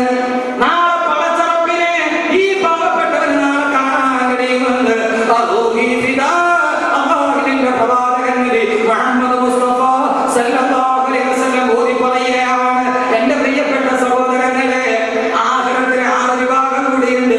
പക്ഷേ സഹോദരങ്ങളെ, നാളെ പടച്ചറപ്പിനെ എനിക്ക് കാണണം. രോഗം മാറാൻ നമ്മൾ മാറ്റിവെക്കാറുണ്ട് സഹോദരങ്ങളെ, എല്ലാത്തിനും വേണ്ടി മാറ്റിവെക്കാറുണ്ട്. പക്ഷേ നാളെ പടച്ചറപ്പിനെ എനിക്കൊന്ന് കാണാൻ കഴിയണം. പടച്ചറപ്പിനെ എനിക്കൊന്ന് കാണാൻ കഴിയണം. അല്ലാഹു തൗഫീഖ് നൽകുമാറാകട്ടെ. അല്ലാഹു തൗഫീഖ് നൽകുമാറാകട്ടെ. ഇൻഷാ അല്ലാഹ് ഈ തആമിൽ ഖദമിന് വേണ്ടി ഈ സഹപ്രവർത്തകർ നിങ്ങളുടെ മുമ്പിൽ വരുമ്പോ ഒരു നല്ല സദഖ എനിക്ക് വേണ്ടി നാളെ ദുആ ചെയ്യണം. ബഹുമാനനായ സെക്രട്ടറി ചേലക്കളം അബ്ദുൽ ഹമീദ് മൗലവി പറഞ്ഞു, എന്താ പ്രതിഫലം? കേരളത്തിന്റെ മുഴുവൻ ആലിമീങ്ങളും ഹാഫിദീങ്ങളുണ്ട്. ഒരു ഹാഫിദിന് 40 പേരുടെ സദഖത്തിലോട്ട് ശുപാർശ ചെയ്യാം. മുദരിസീങ്ങളുണ്ട്, ആലിമീങ്ങളുണ്ട്. അവർ ഓരോരുത്തരും ഓരോ ഖത്മുൽ ഖുർആൻ ഓതി. ഒരാളല്ല, ഓരോ ഖത്മുൽ ഖുർആൻ റമളാനിൽ ഓതിയിട്ടുണ്ട്. 29-ാം രാവിലെ എല്ലാവരും ഒരുമിച്ച് കൂടി ഈ തആമിൽ ഖത്മിന് വേണ്ടി സഹായിക്കുന്നവർക്ക് വേണ്ടി ദുആ ചെയ്യും. ആ ദുആയിൽ നിങ്ങളും പെടണം. അല്ലാഹു തൗഫീഖ് നൽകുമാറാകട്ടെ. ഇൻഷാ അല്ലാഹ് എല്ലാവരും അക്കാര്യത്തിൽ അല്ലാഹുവിനെ സമാധാനത്തോടെ കണ്ടുമുട്ടണം. അല്ലാഹുവേ, നീ അക്കൂട്ടത്തിൽ അനുഗ്രഹിക്കണേ തമ്പുരാനെ. ആഖിറത്തിൽ പറയട്ടെ, വലിയ വിഷയം. അല്ലാഹു കബൂലാക്കട്ടെ. അല്ലാഹു കബൂലാക്കട്ടെ. അല്ലാഹുവേ, ഇതിനേക്കാൾ വലിയൊരു ദുആ ഉണ്ടോ? സഹോദരങ്ങളെ, ഞാൻ പെരിന്തൽമണ്ണയിൽ പ്രഭാഷണത്തിന് പോകുമ്പോ എന്നെ കാണാൻ ഒരു ഭാര്യയും ഭർത്താവും വന്നു. കയ്യിലൊരു പൊന്നുമോളുണ്ട്, 1.5 വയസ്സുള്ള കുഞ്ഞിരിക്കുന്ന പൊന്നുമോൾ. കണ്ടപ്പോഴേ കളിയുമാണ്. ഞാൻ ആ കുഞ്ഞിനെ കൈ നീട്ടി എടുത്തപ്പോ ഉമ്മ കരയുന്നുണ്ട്. ഉസ്താദേ, ഞാൻ പറഞ്ഞു, നല്ലൊരു പൊന്നുമോളല്ലയോ ഉസ്താദേ, ഇത് കണ്ടോ എന്ന് ചോദിച്ചിട്ട് തലയിൽ കെട്ടിയിരിക്കുന്ന ടവല് മാറ്റുമ്പോ തല 2ആയിട്ട് വെട്ടിപ്പിളന്നിട്ട് ഓപ്പറേഷൻ ചെയ്ത് കൂട്ടി വെച്ചിരിക്കുകയാണ്. സഹോദരങ്ങളെ, ബ്രെയിൻ ട്യൂമർ വന്നു 1.5 വയസ്സിൽ. ട്യൂമർ എടുക്കാൻ തല 2 വെട്ടിപ്പിളന്ന് 1.5 വയസ്സുള്ള പൊന്നുമോൾ. ഉസ്താദെ, 2ാമത് ഡോക്ടറെ പരിശോധിച്ചിട്ട് പറഞ്ഞു ഇനിയും ട്യൂമർ ഉണ്ടെന്ന്. ചെറുപ്പക്കാരൻ പറഞ്ഞു, 18 വർഷമായി ഗൾഫിൽ ജോലി ചെയ്യാൻ തുടങ്ങിയിട്ട്. ഉസ്താദെ, വിവാഹം 12 വർഷം നേരത്തെ നോട്ടിൽ നിന്ന് കിട്ടിയ പൊന്നുമോളാണ്. ഒറ്റമോളയുള്ളവർക്ക് ട്യൂമറാണ്. ഞങ്ങൾ നാളെ റിസൾട്ട് പരിശോധനയ്ക്ക് പോവുകയാണ്. ഞങ്ങളുടെ മോൾക്ക് ഒരു രോഗം ഉണ്ടെന്ന് പറയരുത്.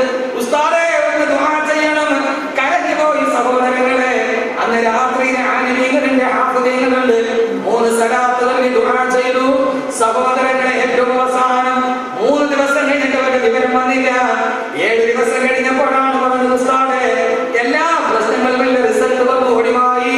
കാരണം എന്താ? ഡോക്ടർ പറഞ്ഞു 90% വരാനാണ് സാധ്യത, ഒടിവായി പോയി എന്ന്.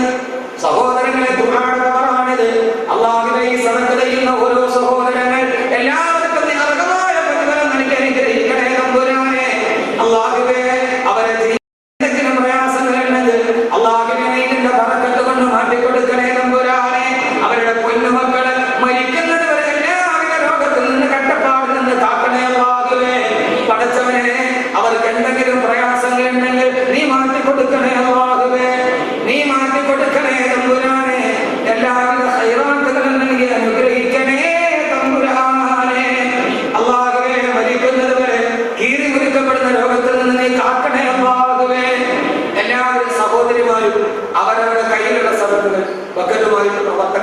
കോടിക്ക് സാധാരണ വെള്ളിയാഴ്ച പോലെ 10 രൂപ 20 രൂപ ഒരു വെൽഫെയർ ഫണ്ടാണ്. നിങ്ങളെ കൊണ്ട് കഴിയുന്നില്ല, കതിരി വസന്തായിരുന്നു, നിങ്ങളെ കൊണ്ട് കഴിയുന്ന ഒരു നല്ല സദഖ ഇൻഷാ അല്ലാഹ് 29-ാം രാവിലെ ഓരോരുത്തരുടെ ഖത്മുൽ ഖുർആൻ ഓതി എല്ലാവരും കൂടി എല്ലാ ഉസ്താദന്മാരും ഒരുമിച്ച് കൂടി ഖുർആൻ ഉണ്ടാവും. അല്ലാഹു സ്വീകരിക്കുമാറാകട്ടെ. അല്ലാഹു സുബ്ഹാനഹു വ തആല ഖൈറും ബറക്കത്തും നൽകി അനുഗ്രഹിക്കുമാറാകട്ടെ. അല്ലാഹു സുബ്ഹാനഹു വ തആല എല്ലാവിധ ഖൈറാത്തും നൽകി അനുഗ്രഹിക്കുമാറാകട്ടെ. എല്ലാവരോടും ഞാൻ ഒരൊറ്റ കാര്യം കൂടി ഓർമ്മിപ്പിക്കുകയാണ്. സമയം ഏറെ വൈകി. നമ്മുടെ ഈ ജീവകാരുണ്യ പ്രവർത്തനത്തിൽ ഇതിന്റെ പ്രതിഫലം എന്താ?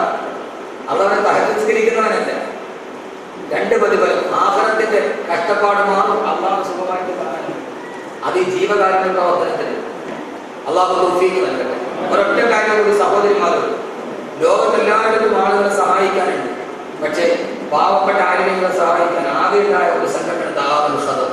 അതിന്റെ യഥാർത്ഥ പറയും ബഹുമാനായ അള്ളാഹു ആരോഗ്യമുള്ള ദീർഘായുസ്സ് നൽകി അനുഗ്രഹിക്കുമാറാകട്ടെ.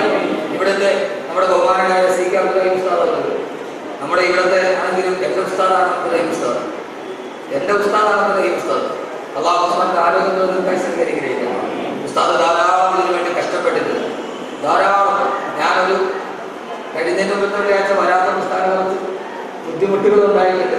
ഞാൻ വെറുതെയാണ്, കാരണം അവർ വിസയൊക്കെ എടുത്ത് പരിപാടി അറിയുന്നത് ഞാൻ പോയില്ല. പിന്നെ അവർക്ക് അവിടെ ചില പ്രശ്നങ്ങളൊക്കെ ഹുക്കൂമത്തിന്റെ പ്രശ്നങ്ങളൊക്കെ ഉണ്ടാകുന്ന അവസ്ഥയെത്തി. രണ്ടിടത്തും പറ്റാതെ ഞാൻ കിടന്നിങ്ങനെ ഓടുന്നു. അവസാനം ഏതായാലും പോയി ഇവിടെ ഒരുമിച്ച് കൂടാൻ പറ്റി. സഹോദരങ്ങളെ, ഒരു കാര്യം നിങ്ങൾ ചെയ്യണം, മറക്കൂ. 994 SSLC പരീക്ഷയ്ക്ക് ക്വസ്റ്റ്യൻ പേപ്പറിൽ ഒരു ക്വസ്റ്റ്യൻ ഉണ്ടായി. കാസർഗോഡ് ജില്ലയിലെ ശർക്കര പഞ്ചായത്തിലെ മുഹമ്മദ് UP സ്കൂളിൽ 7ാം ക്ലാസ്സിൽ പഠിക്കുന്ന ഹരിത എസ്പനോവ എന്ന 12 വയസ്സുകാരിക്ക് ഒരു കത്തെഴുതുക. സഹോദരന്മാർ കേട്ടിട്ടോ? സഹോദര റമദാന മുന്തിരി കണ്ടുകൂടാൻ ഇവിടെ രീതിയിൽ സദസ്സുകളില്ല. റമദാനുള്ള അവസാനത്തെ ഇവിടുത്തെ സദസ്സ് അല്ലാഹു സുബ്ഹാനഹു വ തആല സ്വീകരിക്കുമാറാകട്ടെ. അപ്പൊ ഈ 12 വയസ്സുകാരി കുട്ടിക്ക് കേരളത്തിലെ മുഴുവൻ കുട്ടികൾ SSLC എഴുതിയ ഏതാണ്ട് 1000കണക്കിന് കുട്ടികൾ, ആ കുട്ടി അവർ ഇന്നേവരെ കണ്ടിട്ടില്ല. അവൾക്ക് കത്തെഴുതി, അവളെ അഭിനന്ദിച്ചു കൊടുത്തു. എന്താ കുട്ടി ചെയ്തെന്ന് അറിയോ? അവൾക്ക് സ്കൂളിലോട്ട് പോകുമ്പോൾ അച്ഛനും അമ്മയും ഒക്കെ കളിപ്പാട്ടം വാങ്ങാൻ, മിഠായി വാങ്ങിക്കാൻ പൈസ കൊടുത്തു. ആ പൈസ മുഴുവനും അവൾ കൊണ്ടുപോയി മിഠായി വാങ്ങിക്കാതെ, കളിപ്പാട്ടം വാങ്ങിക്കാതെ അവൾ കൊണ്ടുപോയി ചെറിയ പാത്രത്തിൽ സൂക്ഷിച്ചു വെച്ചു. സ്കൂൾ അടച്ചപ്പോൾ അവസാന ദിവസം അത് പൊട്ടിച്ചെണ്ണി 224 രൂപ 35 പൈസ. ആ പൈസ കൊണ്ടുപോയി തന്റെ ക്ലാസ് ടീച്ചറിന്റെ കയ്യിൽ കൊടുത്തിട്ട് പറഞ്ഞു, ഈ പൈസ എൻ്റെ അച്ഛനും അമ്മയും എനിക്ക് മിഠായി വാങ്ങിക്കാനും കളിപ്പാട്ടം വാങ്ങിക്കാനും തന്നാണ്. ഈ പൈസ ഞാൻ സൂക്ഷിച്ചു, ഒരു മാസത്തെ എൻ്റെ പൈസ ഇത്രയുണ്ട്. ഇത് കാസർഗോഡ് ജില്ലയിൽ എൻഡോസൾഫാൻ ദുരന്തം ബാധിച്ച് ധാരാളം എൻ്റെ അതേ സമപ്രായക്കാരായ കൊച്ചുകുട്ടികൾ, സ്കൂളിൽ പോലും വരാതെ കിടക്കുന്ന കുട്ടികൾ. അതിൽ എൻ്റെ അതേ പ്രായമുള്ള 12 വയസ്സുള്ള സുമയ്യ എന്ന് പറയുന്ന ഒരു കൊച്ചുകുട്ടിയുണ്ട്. അവൾ മാരകമായ ക്യാൻസർ കൊണ്ട് കിടക്കാൻ. ഈ പൈസ അവൾക്ക് കൊടുക്കണം എന്ന് പറഞ്ഞ് കുട്ടിയെ ഇവിടെ സ്കൂൾ ടീച്ചർമാർ അപ്പുറം പോയി. അവസാനം ആ ക്ലാസ്സിലെ മുഴുവൻ കുട്ടികൾ അത് മാതൃകയായി. പിറ്റേ വർഷം അവർ 27,000-ലധികം രൂപ ഈ കുട്ടികൾ, കൊച്ചുകുട്ടികൾ അവരുടെ വാർത്തയിൽ നിന്നും മിഠായി കഴിക്കാനും ബലൂൺ വാങ്ങിക്കാനും കൊടുത്ത പൈസ ഇട്ട് ശേഖരിച്ച് അവർ എൻഡോസൾഫാൻ ദുരന്ത ബാധിതർക്ക് കൊടുത്തു. ഐക്യരാഷ്ട്രസഭ പോലും ആ പെണ്ണിനെ അംഗീകരിച്ചിട്ടുണ്ട്. അതുകൊണ്ടൊരു കരുതയുണ്ടാവും. വിളക്കേണ്ടി വലുതായി അറിയപ്പെടുന്നത് വലുതുണ്ട്. ഫോറസ്റ്റ് എത്തിക്കൽ സഹജീവികളോട് വലിയ കാര്യമുള്ള കണ്ണായിരുന്നു. അവൾ കൊച്ചു പ്രായത്തിലെ ഈ പാവയൊക്കെ തല കൊടുത്ത് കിടക്കുമ്പോൾ അതെടുത്ത് കൂട്ടിവെച്ച് അവൾ ആ സ്വഭാവം ചെറുപ്പത്തിലെ കാണിക്കുകയായിരുന്നു. അതുകൊണ്ട് സഹോദരൻ, നിങ്ങളൊരു കാര്യം ചെയ്യണം. സഹോദരിമാരും വീട്ടിലൊരു ചെറിയ പാത്രം വെക്കണം. എന്നിട്ട് നിങ്ങൾ പച്ചക്കറിയൊക്കെ വാങ്ങിച്ചിട്ട് കൊണ്ടുവന്ന് മിച്ചം മതി. ഒരു ദിവസം ഒരു 10 രൂപ മതി. അതിൻ്റെ അകത്തിട്ടിട്ട് ഒരു മാസം അല്ലെങ്കിൽ ഒരു വർഷം നിങ്ങളെടുക്കും. അതിട്ടിട്ട് ഒരു വർഷമാകുമ്പോൾ ഇൻഷാ അല്ലാഹ് സി കെ അബ്ദുൽ ഉസ്താദിനെ പൊട്ടിച്ചിട്ട് ഉസ്താദെ കാണാൻ സദവിന് വേണ്ടി ഞങ്ങൾ സൂചിപ്പിച്ചതാണ്. 10 രൂപ വെച്ച് ഒരു ദിവസം ഇട്ടാൽ മതി. നിങ്ങൾ ഏറ്റവും ചെറുത്, പക്ഷെ ഒരു വർഷം ശീലിക്ക് അന്നത്തെ റമദാനിലെ ഏറ്റവും വലിയ നിങ്ങൾക്ക് ഭാഗമാക്കാൻ കഴിയും. അങ്ങനെ ഒരു ചെറിയ ഒരു പാത്രം എൻ്റെ വീട്ടിൽ സൂക്ഷിച്ചു കൊടുക്കും. നിർബന്ധമൊന്നുമില്ല, മനസ്സുള്ളത്. ചെറുത് അണ്ണാറക്കണ്ണനും തന്നാരായത് എൻ്റെ പ്രിയപ്പെട്ട സഹോദരങ്ങൾ, ഒരു ചെറിയ പാത്രം. ആ പാത്രത്തിൽ ചെറുത് മെല്ലെ മെല്ലെ ഉണ്ടാക്കി ജീവിതത്തിൽ നല്ല ഒരു ചിന്ത, നല്ല ചിന്ത. നിന്റെ ചിന്തയെ നീ സൂക്ഷിക്കുക, അത് നിന്റെ വാക്കുകളായിരുന്നു. നിന്റെ വാക്കുകളെ നീ സൂക്ഷിക്കുക, അത് നിന്റെ പ്രവർത്തികളായേക്കാം. നിന്റെ പ്രവർത്തികളെ നീ സൂക്ഷിക്കുക, അത് നിന്റെ ശീലമായേക്കാം. നിന്റെ ശീലത്തെ നീ സൂക്ഷിക്കുക, അത് നിന്റെ സ്വഭാവമായേക്കാം. നിന്റെ സ്വഭാവത്തെ നീ സൂക്ഷിക്കുക, അത് നിന്റെ പ്രവൃത്തികളായേക്കുക. നിന്റെ പ്രവൃത്തിയെ നീ സൂക്ഷിക്കുക, അത് നിന്റെ ജീവിതത്തിന്റെ ഭാഗതയെ നിർണ്ണയിക്കും, നിന്റെ സ്വന്തം ജീവിതത്തെ. ലായുടെ പഴമൊഴിയാണ്. അതുകൊണ്ട് ചിന്തകളും വാർത്തകളും പ്രവർത്തനങ്ങളും സമൂഹത്തിൽ തുടരുന്ന രീതിയിൽ പ്രവർത്തിച്ച് നമ്മുടെ വീട്ടിലോ നമ്മുടെ കടയിലോ ഒരു ഓരത്തിൽ ഒരു ചെറിയ പാത്രം, ലോകത്തെല്ലാവരെയും സഹായിക്കുന്ന ആളുകളുണ്ട്, ഇത് നിങ്ങളല്ലാതെ കൊണ്ട് കഴിയില്ല. പക്ഷെ അതൊന്ന് ചെയ്തുകൂടെ? സഹോദരിമാർ ഒന്ന് ചെയ്തുകൂടെ? എല്ലാവരും വീടിന്റെ ഭാഗത്ത് ഒരു ചെറിയ, ഇനിയിപ്പോ ഒരു മാസം നോക്കി വന്ന് പൈസ ഇടാൻ കിട്ടിയില്ല, കുഴപ്പമില്ല, ഒരു മോതിരം അള്ളാഹു സ്വീകരിക്കട്ടെ. ഒന്ന് ഇഖ്ലാസോടെ കൈവച്ചിട്ട് ഉസ്താദെ എത്രയാണെങ്കിലും കുഴപ്പമില്ല, ആർക്കും ചെയ്യാം, ഞങ്ങളത് ചെയ്യാമെന്ന സന്നദ്ധമുള്ളവരൊക്കെ ഒന്ന് കൈവയ്ക്കും. അള്ളാഹു സ്വീകരിക്കട്ടെ. ഇത് അള്ളാഹു മുതലുള്ള വാഗ്ദാനമാണ്. ഇത് പൂർത്തീകരിച്ചിട്ട് നാളെ അള്ളാഹുവിനോട് പറയുന്നത്. പക്ഷെ അത് റമദാനാകുമ്പോൾ സീഖ് ഉസ്താദിന്റെ കയ്യിൽ മണക്കാട് വലിയ പള്ളിയിൽ വന്നാൽ മതി, ഉസ്താദ് ഇത്രയും ഉണ്ട് എന്ന് പറഞ്ഞ് ജയിപ്പിച്ചാൽ ഈ സംഘടനയ്ക്ക് വലിയ മുതൽക്കൂട്ടാവും. അൽഹംദുലില്ലാഹി അൽഹംദുലില്ലാഹി റബ്ബിൽ ആലമീൻ.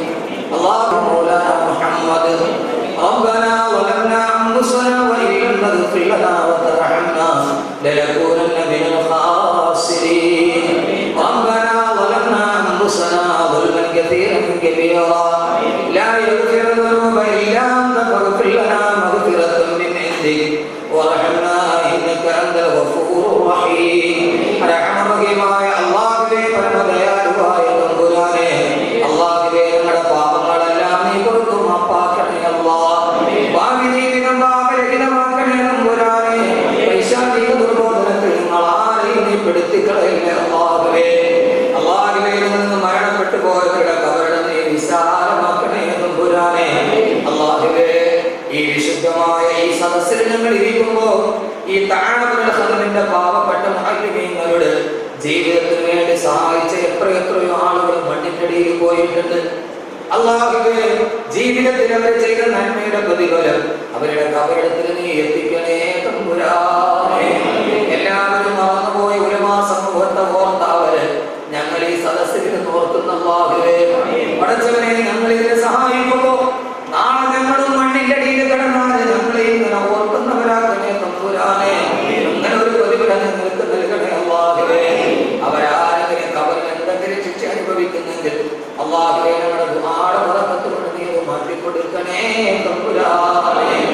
അല്ലാഹുവേ, ഞങ്ങളിൽ രോഗികളായി കഴിയുന്നവരുടെ രോഗം നീ ശിഫയാക്കണേ അല്ലാഹുവേ. മാരക രോഗം കൊണ്ട് കഷ്ടപ്പെടുന്നവരെ നീ കൈവിടല്ല തമ്പുരാനേ. ക്യാൻസർ, ബ്രെയിൻ ട്യൂമർ പോലെയുള്ള മാരക രോഗങ്ങൾ കൊണ്ട് കഷ്ടപ്പെടുന്നവർ അല്ലാഹുവേ, 6 ദിവസം പ്രായമായ കൊച്ചു കുഞ്ഞു മുതൽ 66 വയസ്സുള്ള വയോവൃദ്ധം വരെ ആർസിസിയിൽ കിടന്ന് നരകിക്കുകയാണ്. പണ്ട് പനി പടർന്ന് പിടിക്കുന്നത് പോലെ ക്യാൻസർ പടർന്ന് പിടിക്കുകയാണ്. അല്ലാഹുവേ, ആർസിസിയുടെ കവാടത്തിന്റെ മുമ്പിൽ വലിയ അക്ഷരത്തിൽ എഴുതി വെച്ചിട്ടുണ്ട്, ഈ രോഗം ആർക്കും അന്യമല്ലെന്ന്. അല്ലാഹുവേ, ക്യാൻസർ പിടിച്ച് ശരീരം മുഴുവനും കറുത്ത് പരിപാലിച്ച് തലമുടി മുഴുവനും കൊഴിഞ്ഞു മാറി വേദന സഹിക്കാൻ കഴിയാണ് തലതെറ്റി കരയുന്ന അവസ്ഥയിൽ എത്തിക്കല്ലേ അല്ലാഹുവേ, എത്തിക്കല്ലേ അല്ലാഹുവേ. ഇവിടെ ഒരുമിച്ച് കൂടിയ ഓരോ അമലികളുടെയും മാതാപിതാക്കൾ അവർക്ക് നീ പുറത്തു കൊടുക്കണേ അല്ലാഹുവേ. ആഖിറത്തിലെ പണക്കാരായി നിങ്ങളെ മാറ്റിയതിന്റെ പ്രതിഫലം നീ അവർക്ക് നൽകണേ തമ്പുരാനേ. അല്ലാഹുവേ, ഞങ്ങളുടെ ഭാര്യമാരെ നീ സാലിഹാത്തുകളാക്കണേ അല്ലാഹുവേ.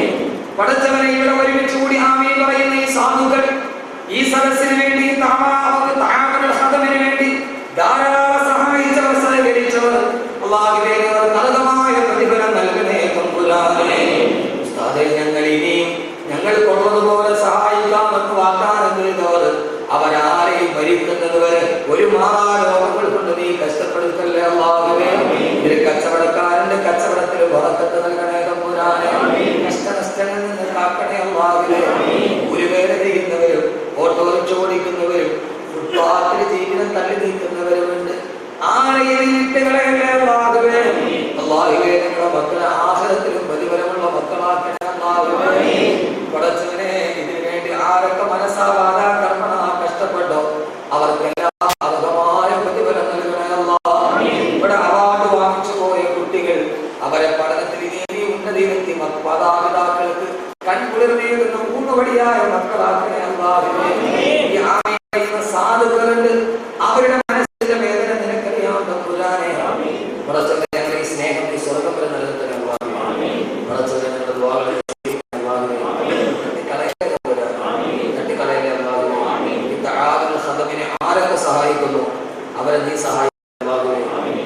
إلهي أعوذ بلاسي أتاك وكرم بالذنوب وقد دعاك وإن تغفر فأنت بنا كافر وإن تترك فمن يرحم سواك ربنا ارحم آباءنا وأمهاتنا كما ربونا صغارا وصل على النبي المصطفى محمد صلى الله عليه وسلم وعلى آله وصحبه أجمعين سبحان ربك رب العزة عما يصفون وسلام على المرسلين والحمد لله رب العالمين.